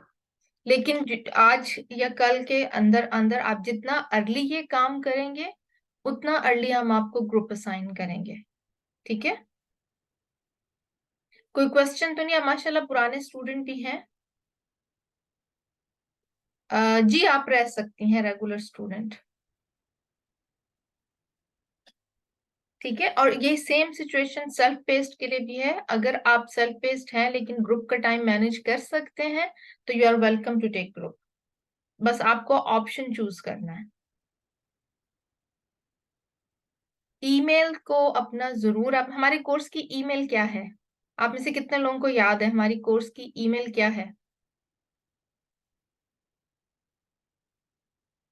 क्योंकि अक्सर यही होता है कि हम राइट प्लेस पे अपनी ईमेल सेंड नहीं कर रहे होते, और जो रेगुलर स्टूडेंट है जो क्लास लेते हैं, आप लोगों से एक बहुत ही आजिजाना गुजारिश है कि जब आप क्लास में एंटर हो ना, तो अपने नाम के साथ अपने कोर्स की आईडी जरूर लगाएं, इससे हमें थोड़ी सी ना क्लैरिटी हो जाती है कि कितने हमारे स्टूडेंट और कितने लिसनर हैं। आप समझ रहे हैं इस बात को? जैसे आप एंटर हुए हैं, अगर आप अपने नाम के आगे जहां माइक और वीडियो का आइकन आता है वहां पे क्लिक करेंगे, 3 डॉट नजर आते हैं आपको, अब आपका TH20 हो गया है, ठीक है, आपको 3 डॉट नजर आते हैं, उस पर क्लिक करें तो वो आपको ऑप्शन दे देता है। तो वहां से आप क्या कर सकते हैं, अपने आप को रीनेम करें, अपने नाम के साथ आप इस तरह कर सकते हैं, जैसे आपका नाम है फॉर एग्जाम्पल हिना है, तो आप लिखें TH20 - हिना, ठीक है। TH20 आप पहले लगाइए, ताकि आप लोग दूसरे जो हमारे मेहमान आती हैं बहनें, या हमारे और हैं जो भी इस क्लास को अटेंड करता है, उनसे आप डिफ्रेंशिएट हो जाएं, ठीक है। अपना बैज जरूर यूज करें, अपनी आइडेंटिटी को अडॉप्ट करें। चलें, इंशाल्लाह उम्मीद है कि अगले हफ्ते आप इस चीज का ख्याल रखेंगे। आप सब लोग अपना ख्याल रखिएगा। जज़ाकुमुल्लाह खैरन कसीरा, बारकल्लाह फी, सुब्हानकल्लाहुम्मा व बिहम्दिका, अशहदु अल्ला इलाहा इल्ला अंत, अस्तगफिरुका व अतूबु इलैक। अस्सलामु अलैकुम व रहमतुल्लाहि व बरकातुहू।